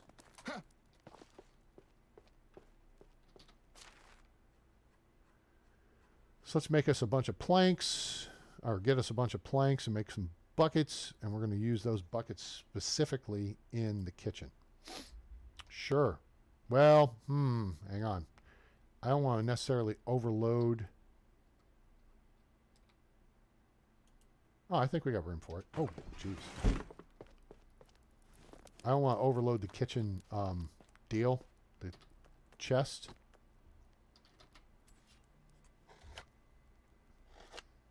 Yes. Yeah, and yes. See, your hunters bring in meat, all right, and then you want them also to bring in leather and fur, right? But you are the most efficient hunter you have. All right. So, and you can have the hunters make dried meat. If you have excess, though, you can do that yourself. Right? Or you can put the meat out for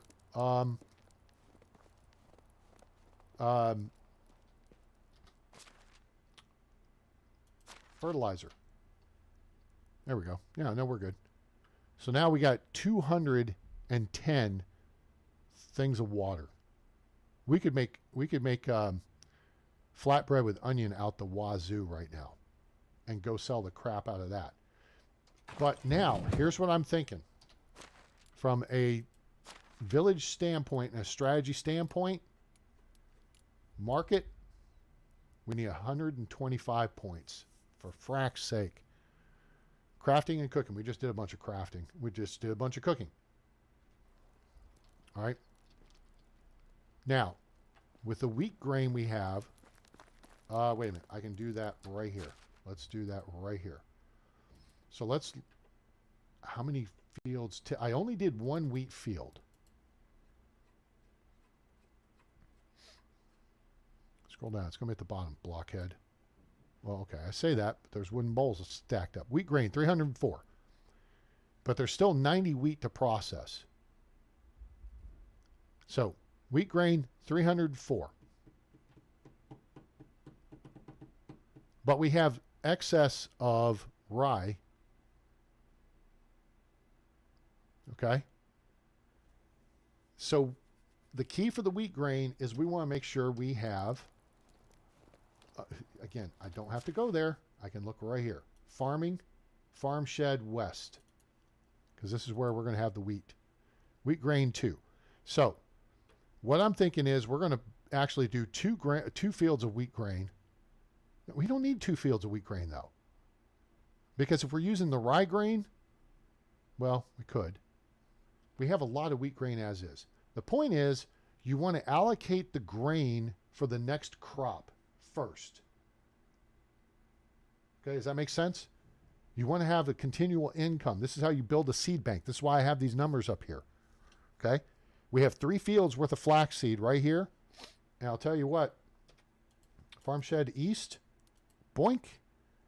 We got a 10 by 10 flax field there too.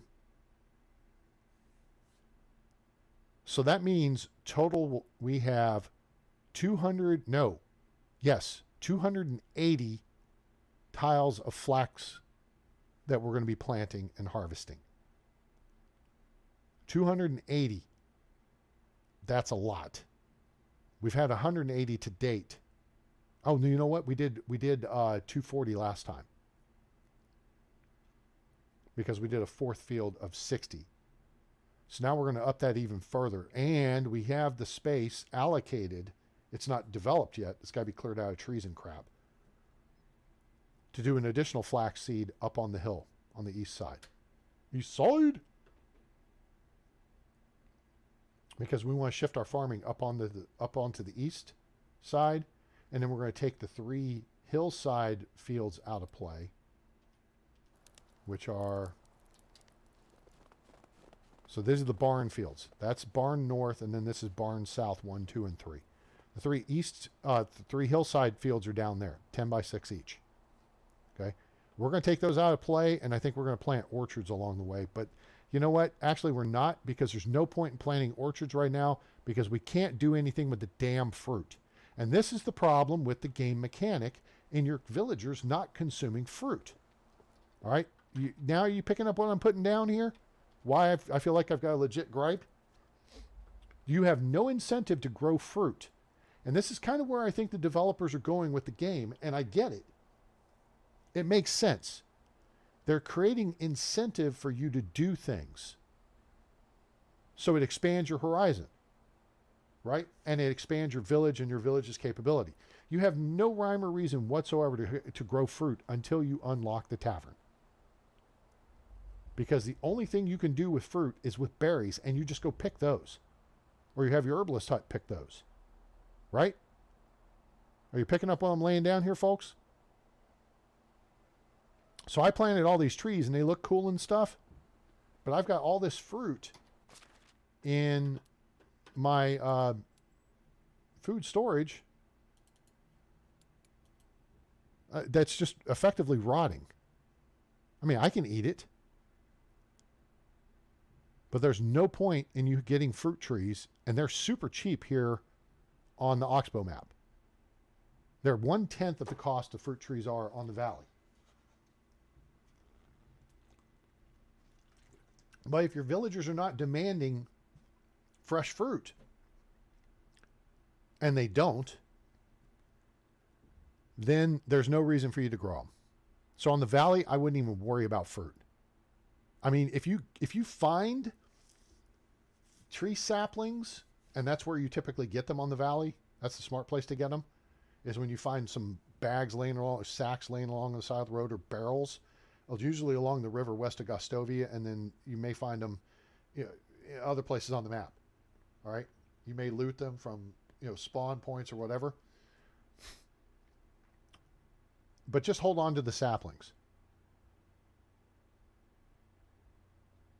And then when you're getting close to the tavern, I allocate space for them. You can go ahead and lay out the orchards. And then 2 years in advance, plant them. Because you want, 3 years. They come into full production in 13 seasons. It takes 5 seasons for them to start producing fruit. So you could do it, but it's just going to be more work for your people. And then, I mean, at that point, again, it comes down to how much fertilizer are you producing. Because you could just take the, 106 and 130 is 236. That's over 2/3 of the way to fertilizing one of my fields. No, it's not. It's almost to half. I need 600 rot to fertilize one field. But meat, right here, 200 meat is 600 rot. And that fertilizes one of my fields. You need 600, it's 10 to 1 rot to fertilizer, right? And if you have a 10 by 6 field, that's 60 tiles. So 6 times 10, 60, right? But that means you have to have 600 rot to fertilize a 10 by 6 field. But once you get pigs, all you need is like 4 or 5 adult pigs. And you're going to have so much shite, it's not even freaking funny. We're going to have to build a second barn up on the top side to process all the crap. And that's actually okay, because then we can, you know, have it up here. But look, this thing is full. It's 100% full. The poop keeps coming even though the pigs are sleeping.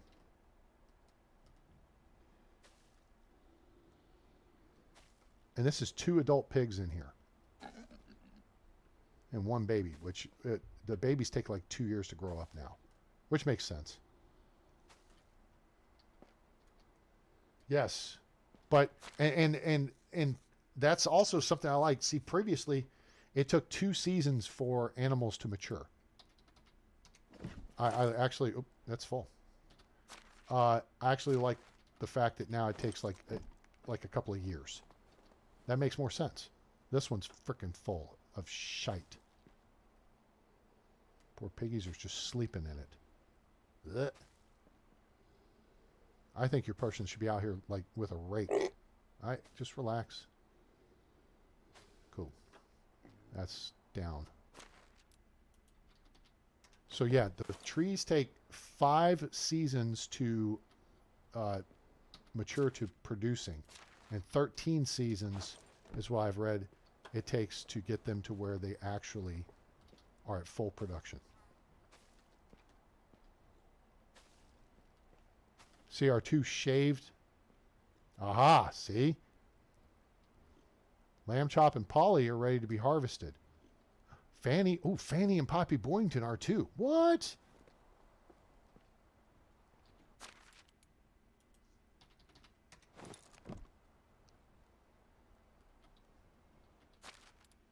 So we're going to start wool production here pretty soon, which means I'm probably going to set up a second sewing hut,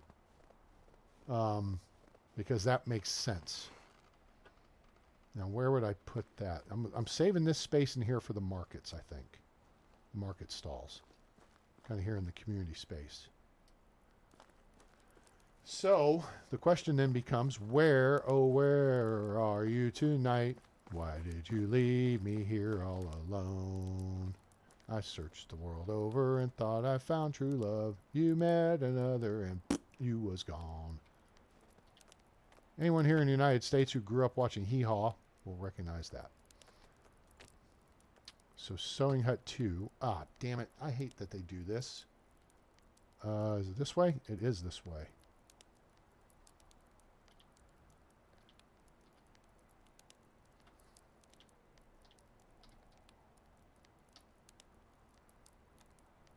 And, oh, that torch is in the way. Oh, no, this is the building's too deep to... So, yeah, that's about there. I can keep those... Those are berry bushes. So, might as well keep those there and just turn this like this and scooch it over like this and pull it a little closer. Oh, I can't back up anymore. That's fine. Plop it. Ah, damn it, we lost them. That's all right. You know why it's all right? Because we'll just plop us down the path right here.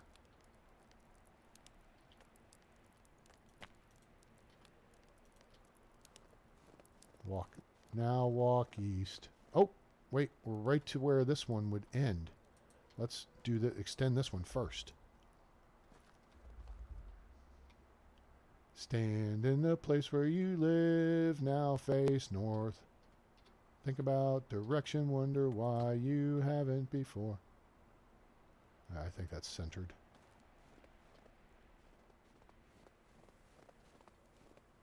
Let's go to about there. Okay. Now, back to our regularly scheduled path making.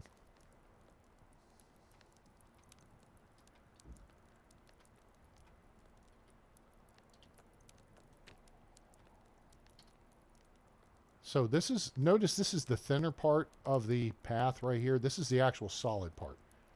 So there's like, you know, there's a thin part, and then there's a solid part, and then there's a thin part. You don't want to go all the way over as far as you can, because then it makes the intersection kind of goofy. If you want it to look smooth, you come about halfway. Even if you can go a little further, sometimes it's better just to go, you know, whoa, we're halfway there, whoa. And then that'll make it look pretty good. All right, sweet. So that'll give us a second. Hello, Autumn.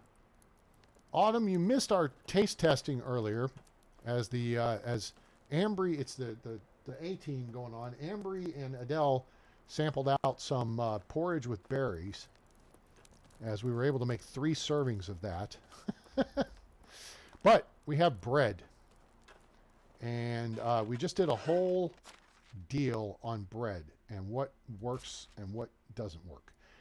If you want to get, if you're insisting on making bread but don't have chickens yet, you can make flatbread with onions. It sells okay. It feeds you okay. All right, that's fine. On the Valley, that does super good. But here, not so good. Multigrain bread, we have determined, is a complete waste of your time. It sells for the most of any of the breads, but it takes the most crap to make it. The Trick and oat rolls suck. They sell for cheap. Let's get rid of the pike.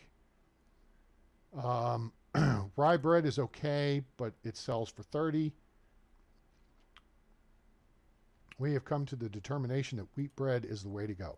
Sells for 40. Takes the same thing the multigrain does, but has the most benefit. So there you go. We did the work for you.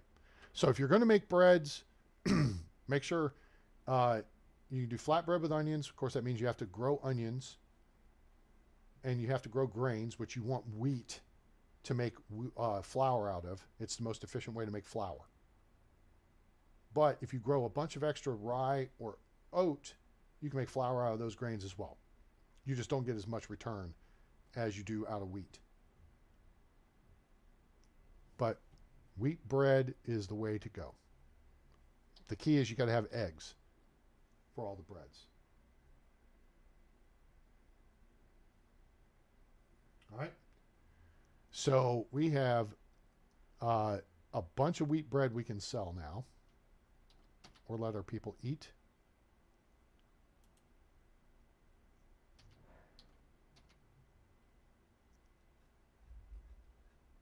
Or we can eat. No, there we go, 23. Okay. White bread is useless. Wheat rolls are useless. I mean, they have some benefits, and this adds a little bit of health, but who cares? Eat some frickin' broadleaf plantain. Boom, done. Problem solved. White bread, fairly useless. Rye bread, plus 50% less stamina consumption for 450 seconds. Wheat bread, it's the same for 860 seconds. Huh?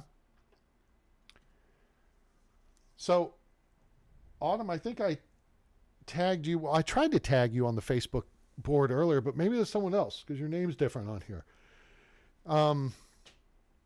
But Denise Marsh was on there. She's an Aussie. Awesome Aussie. And she was asking about the big waterfall. That's why the thumbnail for this has the big waterfall behind me. Because I went down there to take a picture, make sure that was the one she was referring to. She's wanting to build down that way. But she actually has her village way up north of you, up at the canyon. That's not what we want. This is what we want. She's like up here.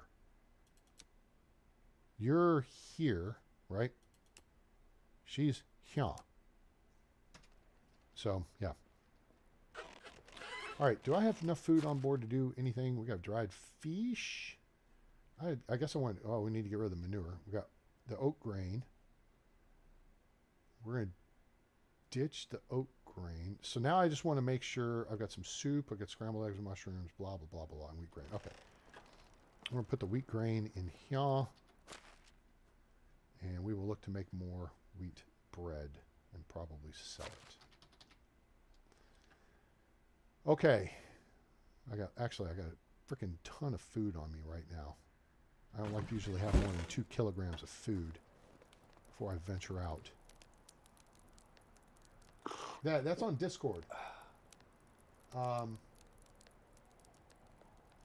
6 chickens, yeah, that's a few chickens. That's not a lot of chickens. Chicken, you gotta have a lot of chickens. What was I gonna do? Oh, I know. So let's check Farm Shed West. Oat grain. We have 120. So we have enough for 2 fields of oat.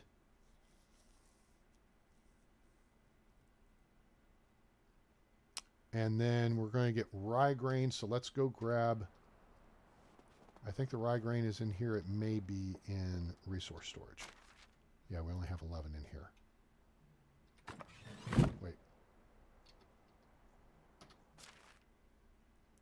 Yeah. Rye is about to come into season, though, in the spring. And we have 2 fields of it out, maybe 3. How many fields of rye do I have? I think we have the small one up there. We have the north barn, and then we have one down on the hill, I think. Rye, and then, yeah, hillside 3 we did rye. So we've got 152 tiles of rye that will be available come spring. Okay, cool. All right, so we need to set aside some rye now for the next planting. So we got tons of flaxseed. We've got tons of flaxseed in. We've got enough flaxseed for the plantings. We got tons of oat grain and rye grain. Okay, so excuse me.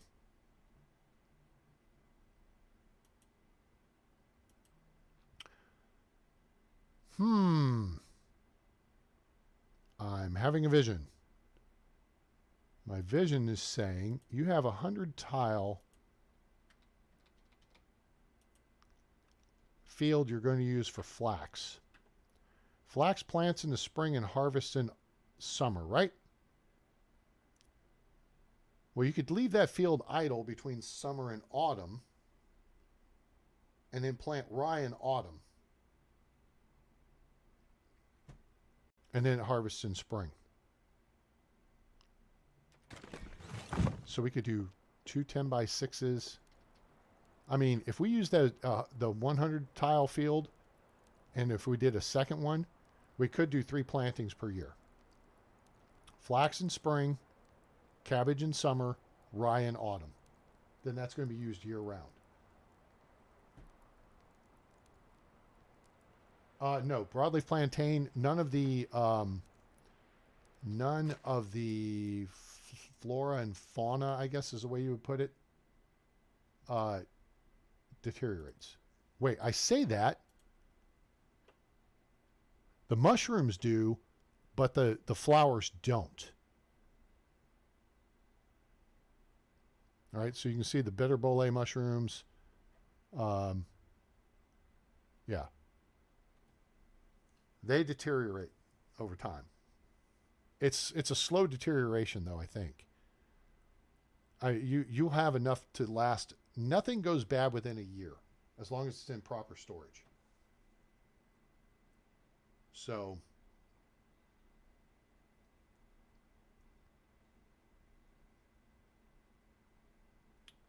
that makes sense.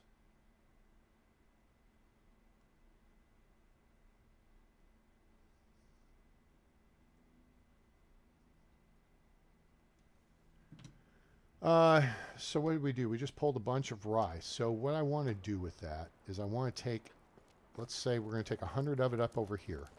And if you're going to do that, boy, and this is the thing, I don't care for bigger fields. I don't think you're going to see me do a 256 tile field. 10x6 is manageable, folks. Keep this in mind, all right? I don't say this for my health. It's to help you out. These 10x6 fields, especially if you're just starting the game, you can afford to fertilize that if you have to buy it. You can afford the seeds to plant that. And then you start building your seed bank. And if this is season 1 on the valley, for example, where stuff is more expensive, okay? 10x6 flax field is going to cost you several hundred coins. But you're selling stone knives for 20 coins each. So you don't need to worry about, you know, it being a ton of money. Get a 10 by 6 flax field started in the spring of year 1. Do you a second field. This is just building your farming skills, so it's smart. You don't have to fertilize the whole thing, though. And what you plant in that is going to be seeds that you've picked up running the looting path, right? And we've talked about this, so let's talk about it again because I want to make sure I cover it and everybody understands. So let me go to the looting path map. This is on the valley. From the start point, the cart, you get like 3 rye there. Loot 2 doesn't have anything. Loot 3 doesn't have anything. 4 is weapons. 5 is coins and a wooden shovel. 6 is wool, wool thread, and wool fabric. 7, if the bandit camp is there, you're not going to get seeds out of the deal. 8, you might, now you get a couple of potions. There's rot, leave that behind. There's a clay bottle, And there may be a couple other things. 9 is the bronze pickaxe and 3 iron ore. 10 is the camp. The iron shovel is the key piece out of that. 11, the sacks in the creek. They're just next to the bridge. You look down, you'll think they're rocks, but they're sacks. Okay? There is the start of your beetroot supply, because I think there's 8 beetroot seeds. And I think there's some wheat grain. And then there's something else, carrots or whatever. I can't remember. It's been a minute. Oh, wait a minute. I can just check the handy dandy notebook. Right here. Let me see here. What are we looking at? Okay, I need to find... Crap. And my list changed because I found this later. I don't know if I have... So let's see. Coins, wood, shovel, cart, tunnel, camp, cart. Cart, tunnel, camp, cart. Okay. Cart, tunnel, camp, cart. Nope, because we're skipping. Wait for it. Looting path spawns. Okay, I wrote this down. Sacks. Here we go. Got it.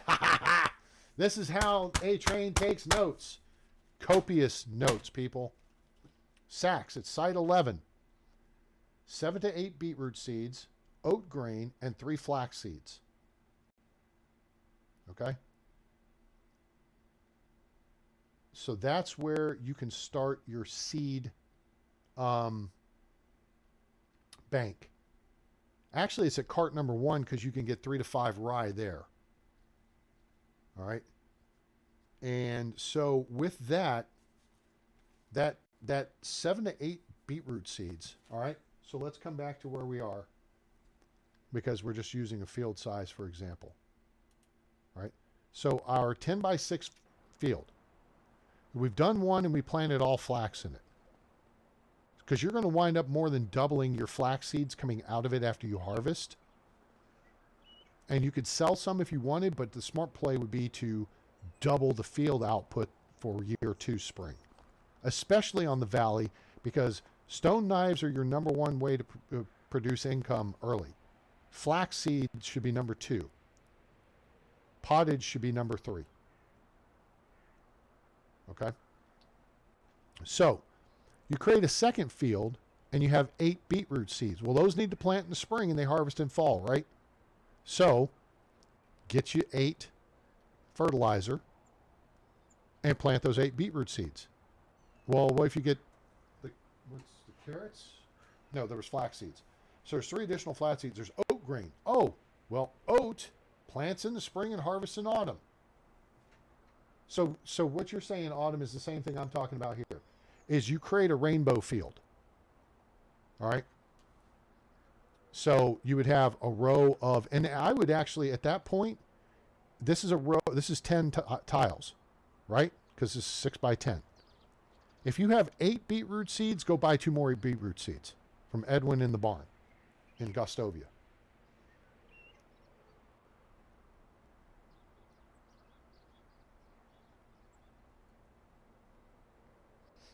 You know what I'm saying?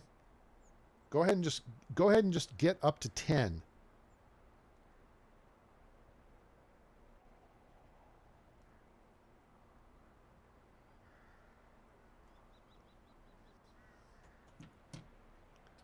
All right.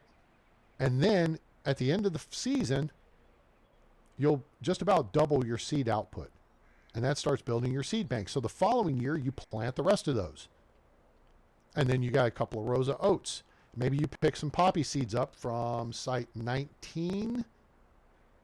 Yes, site 19, I think, has poppy seeds on my deal. Looting path map. It's site 21 now. Because I've had to back things up because there's a bandit camp at 19. There's actually another spot here that's not listed, and that's actually to the right of 19. It's on the river edge. There's a bundle of containers, and you'll get some copper ore and iron ore out of them, and then there's like 2 planks in the water. But you'll get seeds from site 11, and then you'll get seeds from 21, and that will start your seed bank. All right. Now, on the Oxbow looting map, I don't really think you find too much seed-wise, but it's so cheap to buy. Once you raid site 1, then you got your iron spiked cudgel, beat them over the head stick, which doesn't hit as hard in the Oxbow as it does in the Valley. Valley, it does 55 points damage. Here it does 45. And then you raid site 2, and you go back in. By then, you should have your large backpack, or simple large backpack, and your large pouch. All right? Your objective is to get you those 2 things,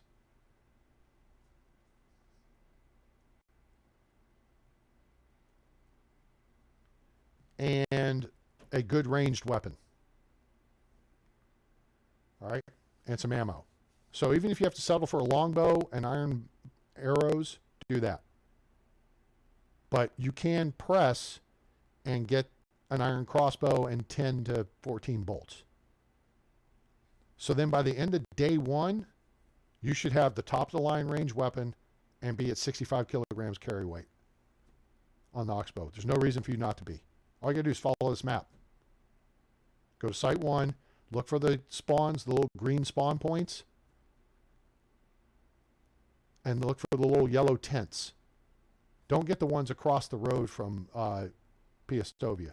The ones to the east of where my little marker is showing that I'm located, that you're going to wind up dealing with wolves. So I will. The only thing you should have to deal with, unless you get a random wolf spawn, and that might be at site 2, but I don't think so in year 1. Will be when you get to site 3. If you go to the camp site where my little blue marker is, it's just up to the right of my blue marker on the map. There's wolves there. You can get in and out without disturbing them. But you need to be armed. Then the camp up above that to the left of site 4 is just moose. And then campsite, the building at site 4, you may have to deal with pigs. So be prepared for that. All right. And you're set. But get you some seeds together. You don't have to plant the whole field. Just plant 2 rows. Plant 20 tiles. You want poppy seed, which plants in spring, harvest in autumn. You can do oats or do cabbage. And then you can do beetroot. And it's not really so much to actually get the root, it's to get the seeds. Because you could make pottage or you could make soup, because if you're a decent hunter, you could go out in 5 minutes and come back with 100 plus meat from killing, 6 deer or a couple of buffalo. But do all the farming yourself, because you don't need a villager to feed, and you need to build your farming skills. Like right here, we're tier 9.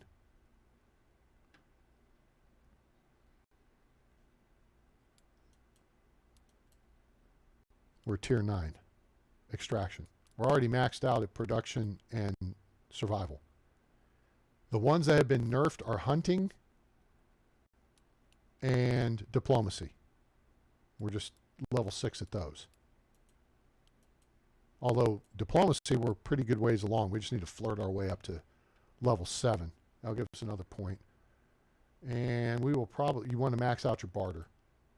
That's 30% better buying and selling prices. We'll probably look at either inspiring speech, which improves NPC production, or creative accounting, or Castellan, however you say that.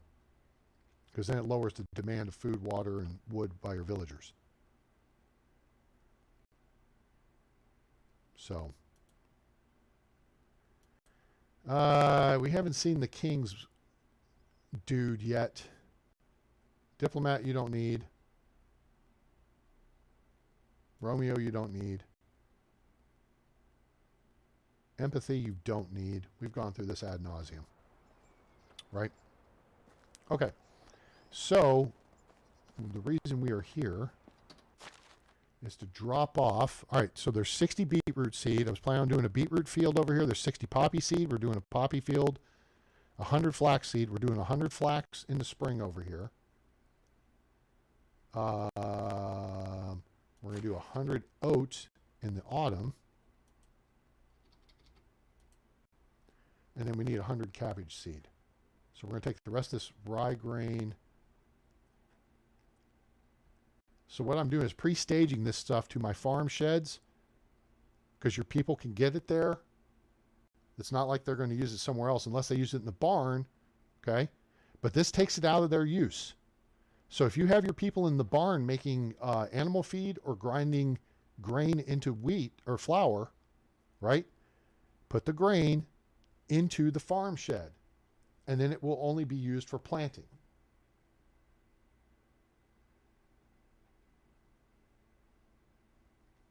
It should be clean. Nobody had seen. Adele, are you getting a clicking sound? Let me see if I'm hearing. Adele, are you getting a clicking sound?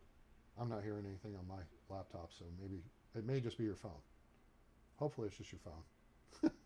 I don't want to sound bad about your phone, but it would suck if it was my equipment. I know if my audio is crap, it's because my USB cable going from my pre-USB to my computer can be janked up sometimes. You thought it was a storm. You've got the clicking? Really? Hang on. Let me listen to myself some more. You've got the clicking? Really? Let me listen to myself some more. Testing 1, 2, 3, 4, 5, 6, 7, 8, 9, 10.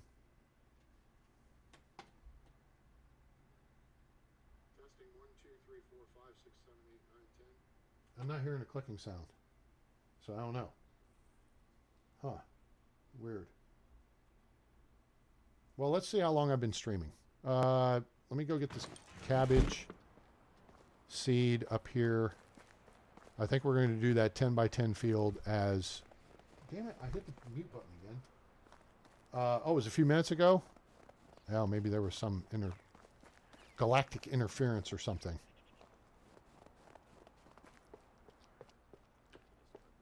So we need 100 there's beetroot, cabbage seed. Okay. So again, what this is going to do in putting this into... The other thing would be is if you set up a market stall and are selling seeds, this ensures that you have the amount you need to plant your next crop and that they won't get sold. They'll only sell stuff out of resource storage unless you literally turn it off, right? All right, so here. So in spring, we're going to plant flax in the 10 by 10 field. Then we're going to switch to cabbage in the summer. Then we're going to do rye grain in the autumn.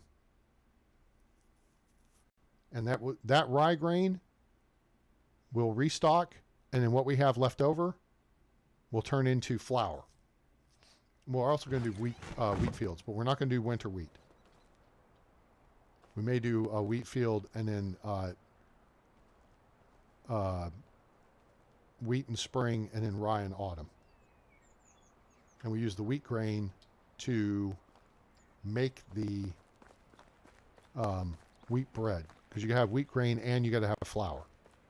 I think it's 2 wheat grain. What was it again? That's what we want to stockpile. Wheat bread, 1 wheat grain, 2 flour, 2 eggs. So really, we don't really need a full deal of wheat grain. It just depends on how much bread we want to make and how quick. All right. So now let's look at our control. Look at here. Now the people are going to be happy. Come on, get happy. To me, this should be tier 3 food stuff, right? Raw materials should be tier 1. So you got to have tier 1 stuff. And then there's meat. So you got meat and vegetables. Meat, vegetables, fruit. Should be 3 different things. Because then you have to plant fruit trees. And then your people are happier because then they have 3 different sources of food. Right? And then you have prepared meals, which in theory, if you were to have flour in storage,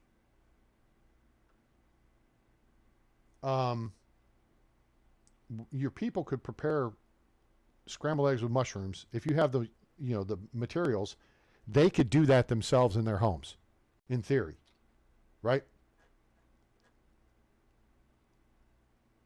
But their homes do not have ovens. So the breads are a luxury item to me. Bread's a luxury item. So we're going to see what that fish breaks down to. There's 4 rot. Let's get... Now we can leave that there. This doesn't matter. It's starting to look like a proper village. You think so? Thanks, dude. Appreciate you. If I wanted your opinion, I'd give it to you. We're almost to the mine. Almost. And we have 125 points to the market stall. Which means if we could craft the crap out of something, I'm not sure what we could... Oh, wait. We're having our people make pottage. We could make... If I go buy some more beetroot, we could make some more soup. Wouldn't you rather be a fish? I wonder if we'll get points for fish meat. What the hell do you make fish meat? What do you... Is there something besides just serving it? Nope, it's not porridges. It's soup. There's nothing that uses fish meat here. So what's the point of fish meat? Porridges. I doubt there's... Oh, fish tarts. That's popular, but you can't do that until you get to stupid tavern. So meat with gravy. Pointless. Scrambled eggs, pointless. Scrambled eggs with mushrooms, pointless. Quark. And cheese.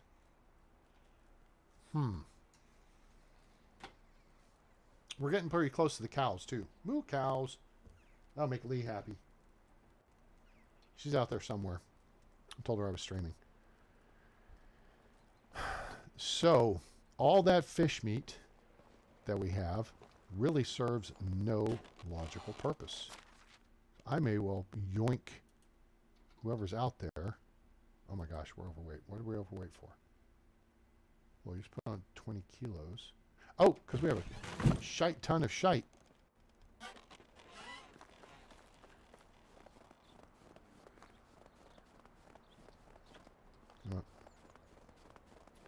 Let's put it in here.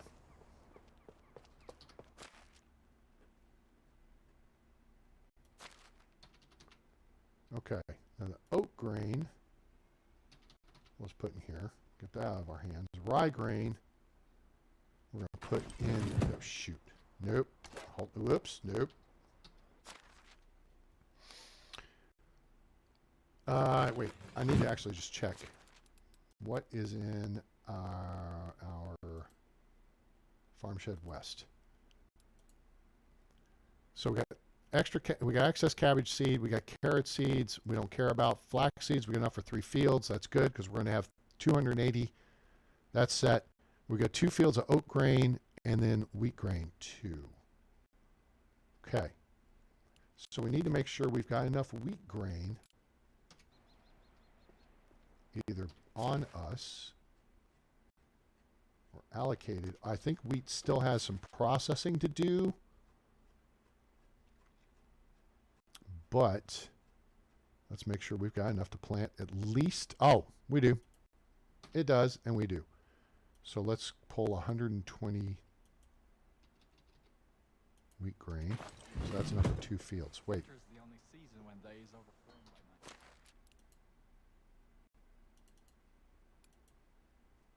There's 2. All right, so we can actually hand 2 back off.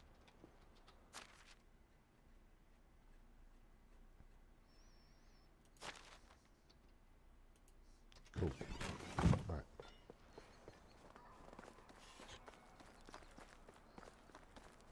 All right.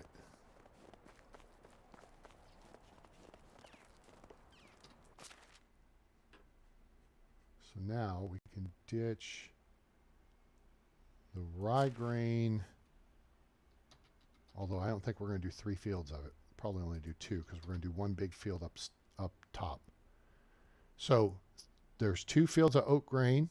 There's 3 fields of rye grain, but we're doing 1 up top, so we don't really need it. So the idea is we're going to do 2 fields of oat grain and rye grain to make animal feed. Cabbage, we got more than enough here. So let's actually reduce this number down to 115. So 120. Multiples of 60. Carrot seed, useless. Okay, good. I've been carrying it since we cleaned out the pigsties and stuff. That was a little while ago.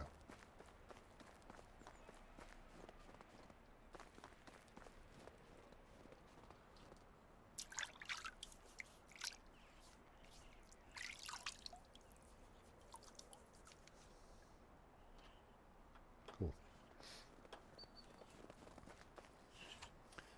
So we have rye. Uh-oh, somebody's out of something. Where are you going? Who's out of what? Bet it's the sewing hut. Nope, it's the barn. What are they out of?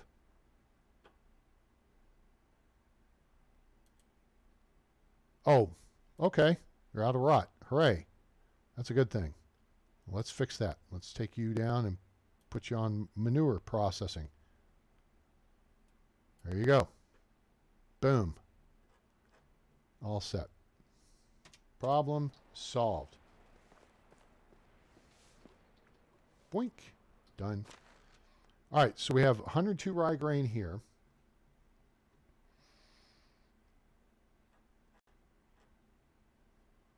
Oh, I pulled cabbage. We have crap tons of flour. I don't guess we'll process this right now.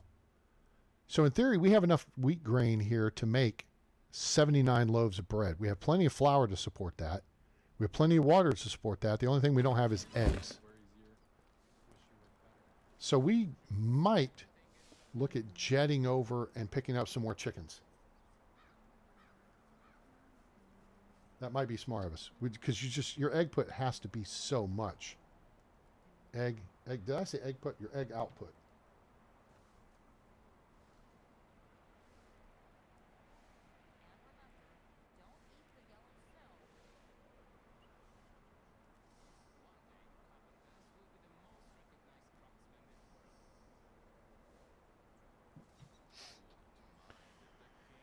So, there we go. Here we go, yo. Here we go, yo. We have been talking cooking all episode. And that's good. That was kind of the intention. That was the whole point of the exercise, right? So we've learned really what it comes down to is this. Until they change the way the game mechanics work in feeding your people and your people being happy, pottage and then wheat bread. If you're going to do bread, do wheat bread. The rest of the breads are irrelevant. I mean, and if you're on the valley map, do flat bread with onion, because then you don't have to have eggs. So pottage, flat bread with onion on the valley map, not this map. You could do it on this map, I suppose. How much does it sell for? 27? Oh, 13. I mean, you can still make a lot of money with that, right?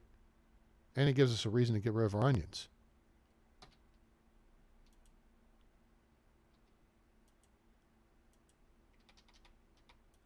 Right? Crafting and cooking, right? Why is bread so expensive? Well, we're making it now, so screw the government. What do we need? We need a bunch of this.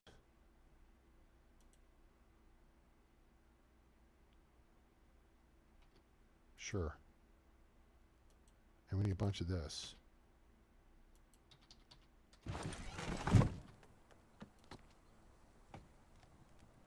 I want to make 100. Oh, we can make 200. It's easy to talk with me.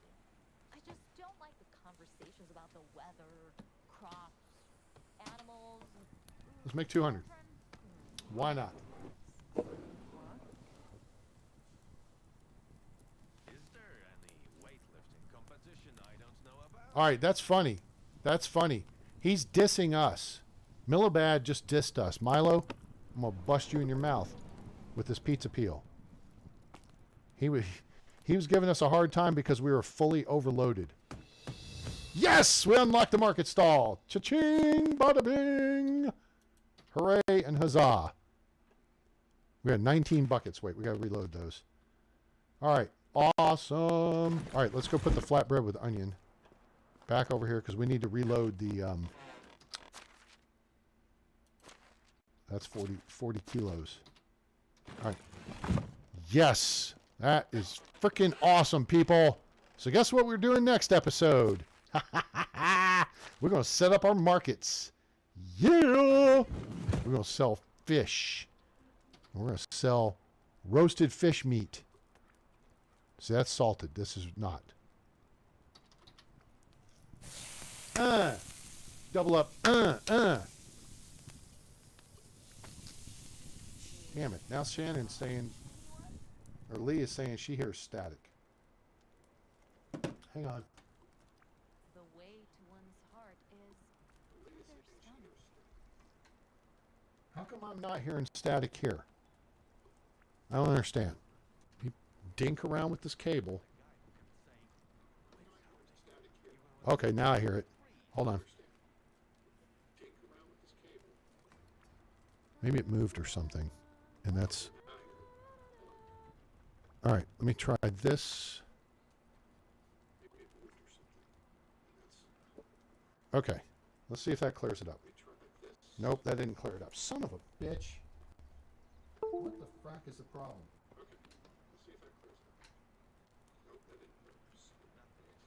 How did this happen in the middle of the damn stream? It was clear. Last night, I gotta get a new USB, or not USB cable. I just need to get a new Wi-Fi cable. What, or cable here.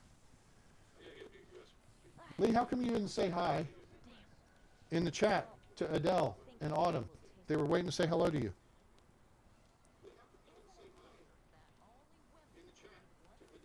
All right, so that's going to be my objective here between streams.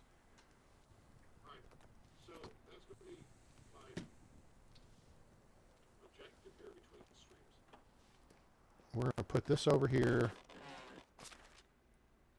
Dried fish meat. Wait, oh, it's roasted fish meat. Oh, no, I don't know if roasted fish meat is worth... Wait, what happened to the... Son of a bitch. It was not like this. I'm not superstitious, but I'm a little stitious. Okay, hang on.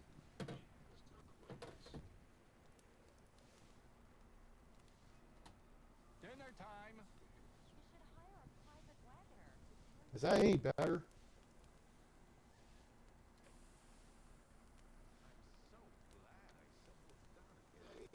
Nope.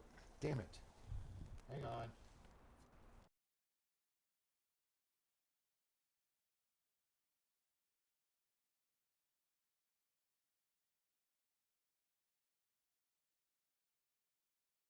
Part with our possessions All right, when that they're powered back hands up. of So them. now we'll see. I dinked around with it on the computer end. Oh, that cleaned it up. I wouldn't mind if Good. it came All right, that seemed to have cleaned it up on my end. or if somebody helped him. Is that better? Just a little bit of courage, and you'll find a wife.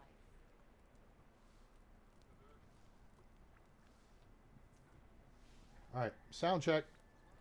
Sounds better? Good, it should sound better. All right, what the hell happened? I thought I was freaking cooking some roasted fish meat. Now, what did I put it over here? Where the hell did I put the roasted fish meat?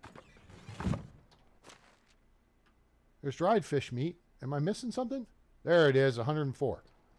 I'm an idiot.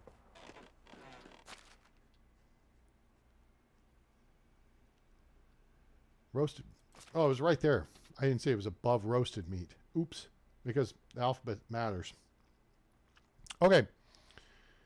So that got us the markets. Hooray and huzzah. Our people are eating good in the neighborhood. This place is like Applebee's up in here. You know what I'm saying? Know what I'm saying? So now we got all this flatbread with onion we can go sell. Because it's early in the day, right? Oh, no, it's midday. Now, here's the point of the exercise, gang. This is going to wind up like this. Why is it going to wind up like that, A-Train? Because this is higher on the list, as is this, as is this, as is this, as is this. Okay? This is why this matters right here. People's demand control, food items. All right? If you don't want them eating the rye bread, you uncheck it. Okay? If you want to save this for yourself, that's fine. Now, pottage we're making, but notice how slow they're making pottage. This is going to actually give them a little bit of a reprieve on making pottage. And see, we come way down here. Here's flatbread with onion. You want to sell stuff when it's at 100%. So, it's day 6. It's mid-afternoon. We're not going to get the full credit. We don't have to worry about that till the end of the season. But here's what we do have to worry about. Markets. Let's see how this is going to lay out here. Market stall. Doink. It's over here and here. Boop, boop. That looks cool. Like so. Winter's the only season when day is overthrown by night. Now, I may have to take out that. Oh, I don't know if we want the market right next to the pig pen. Ooh. Stanky. Let's see how it would work here. Hopefully it's not too deep. Oh, wait. I saw it. Popped up. There we go. We're good. We're good. Boop, boop. It's not going to look cool, you know. And I think we're going to need like 3 of them. At least. Yep.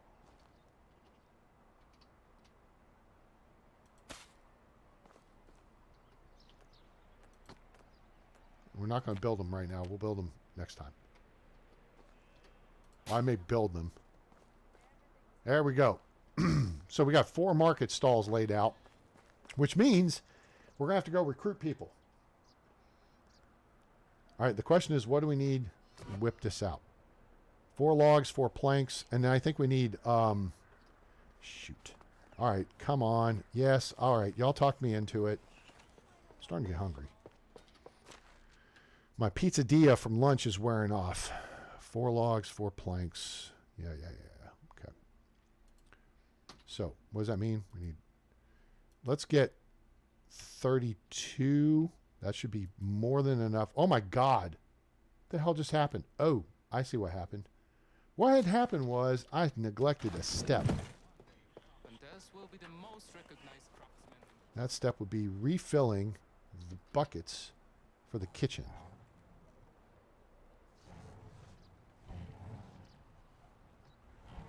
I'm glad the buckets weigh more when they're loaded. I'm glad they set that up. That's good. They should. All right. Let's put these in here. Boom, boom, boom.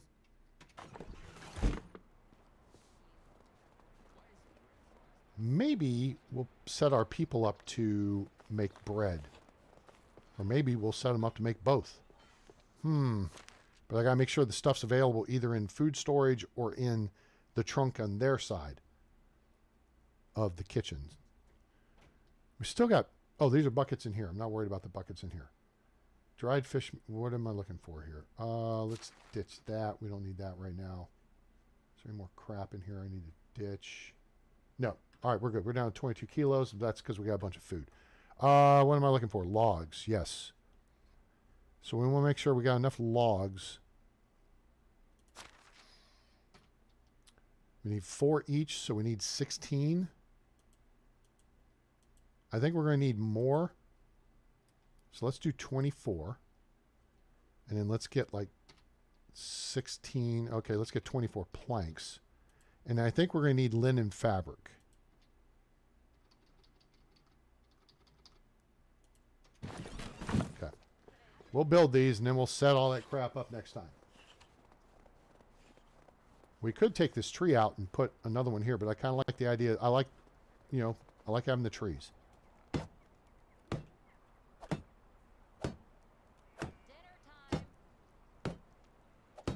Okay, and then what's this take? Takes 4 more logs. Okay. And then we got more planks. Right?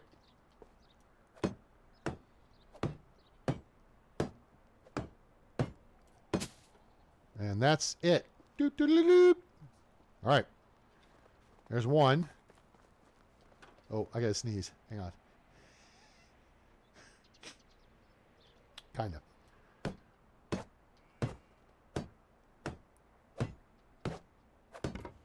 All right, now, so if you want to make a wooden stage, oh, you got to unlock the market stall first. That sucks. Oops.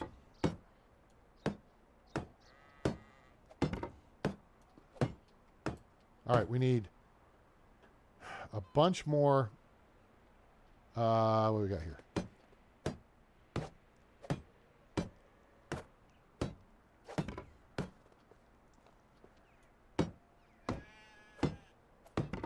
Okay.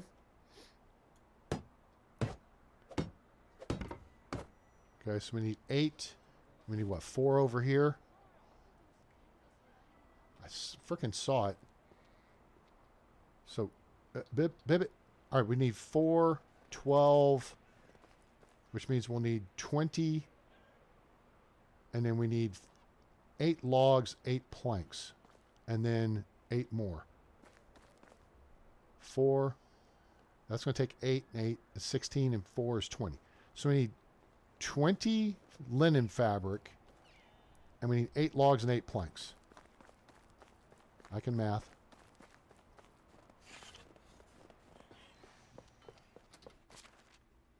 Okay. 8 logs, 8 planks.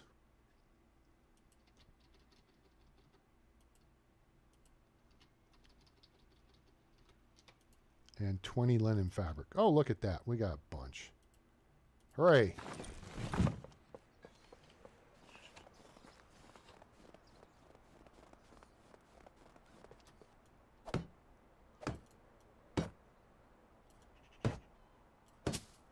There's that one.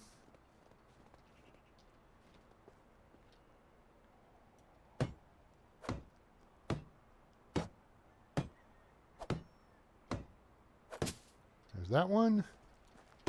Now we are not going to have to travel so much to sell our crap. Sweet. Here we go.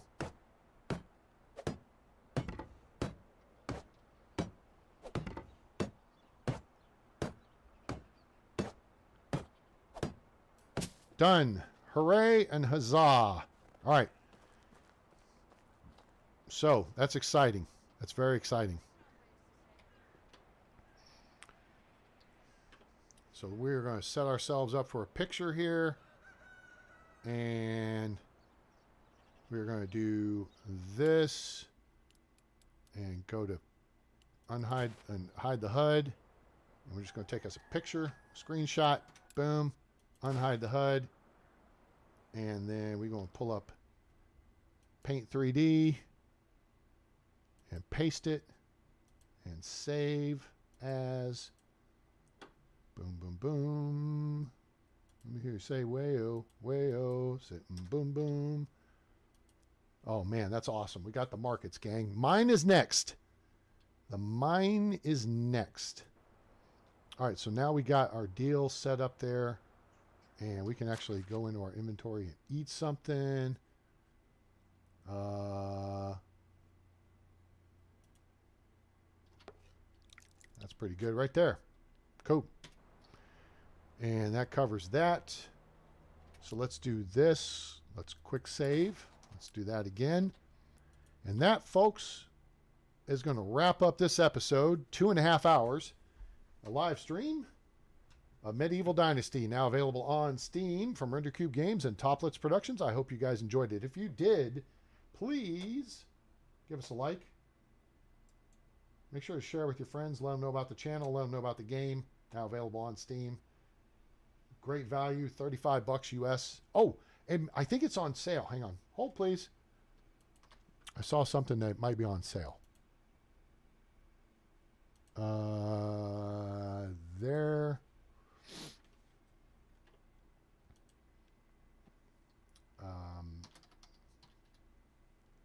$26.24. It is on sale. So it's $26.24. It is on sale for 25% off until February 3rd. Holy crap. Guys, if you don't gotst it, you need to getst it. Who's broadcasting? Let me guess. I'm going to guess Hectic is.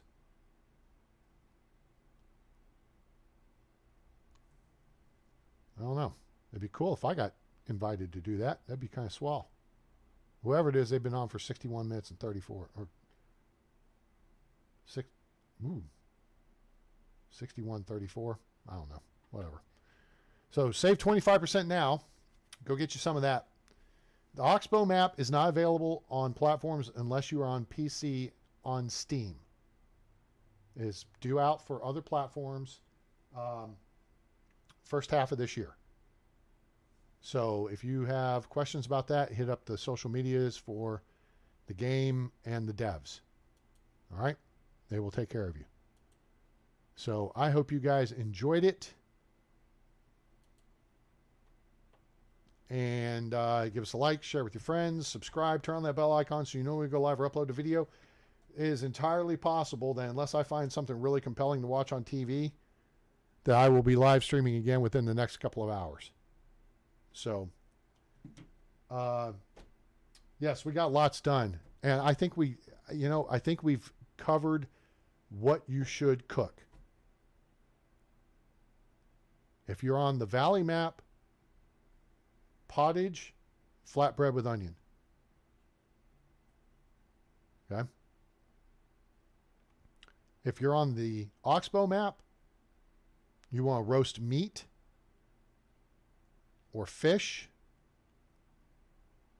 pottage, and wheat bread. Early game, roasted meat is good because you can get it in large quantity relatively easily.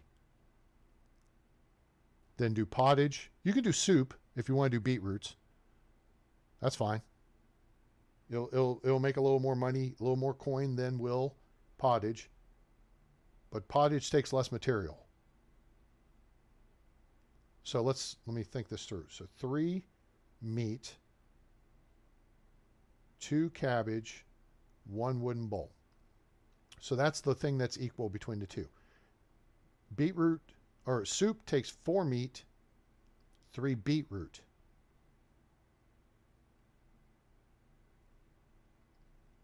And sells for a few coins more. I think you're better off doing pottage I think for 3 pottage, which is going to be 9 meat, as opposed to 2 soup, which is going to be 8 meat. I think you're going to come out ahead. And from the effort, I think certainly, because you'll be able to make it in the summer and the autumn. I mean, if you have one good growing crop of cabbage per year, then you'll be fine. So, gang, I really appreciate you being here and being part of the discussion. Adele, you're wonderful. Thank you. Lee, I appreciate it. Autumn, fantastic as always. And Ambry, who was here earlier, and now she's cooking. So we got everybody go cook. So, yes, thank you all for being here and being part of the stream, and you make it super special and super cool. We're going to set up the markets next time, so this will be another tutorial video to start with, and we will go from there.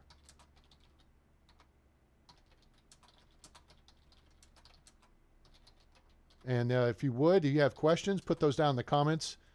I'm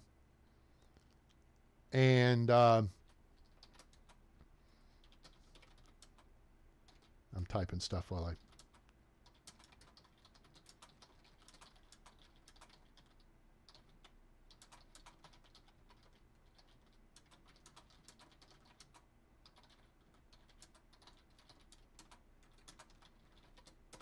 There's that. Cool. Markets. That'll be our next video. So that may be later this evening or tomorrow at latest. So thank you all very much for being here. And I hope you have a great day, night, evening, morning, wherever you are on planet Earth or beyond. I'm A-Train. It's over. And I'm out.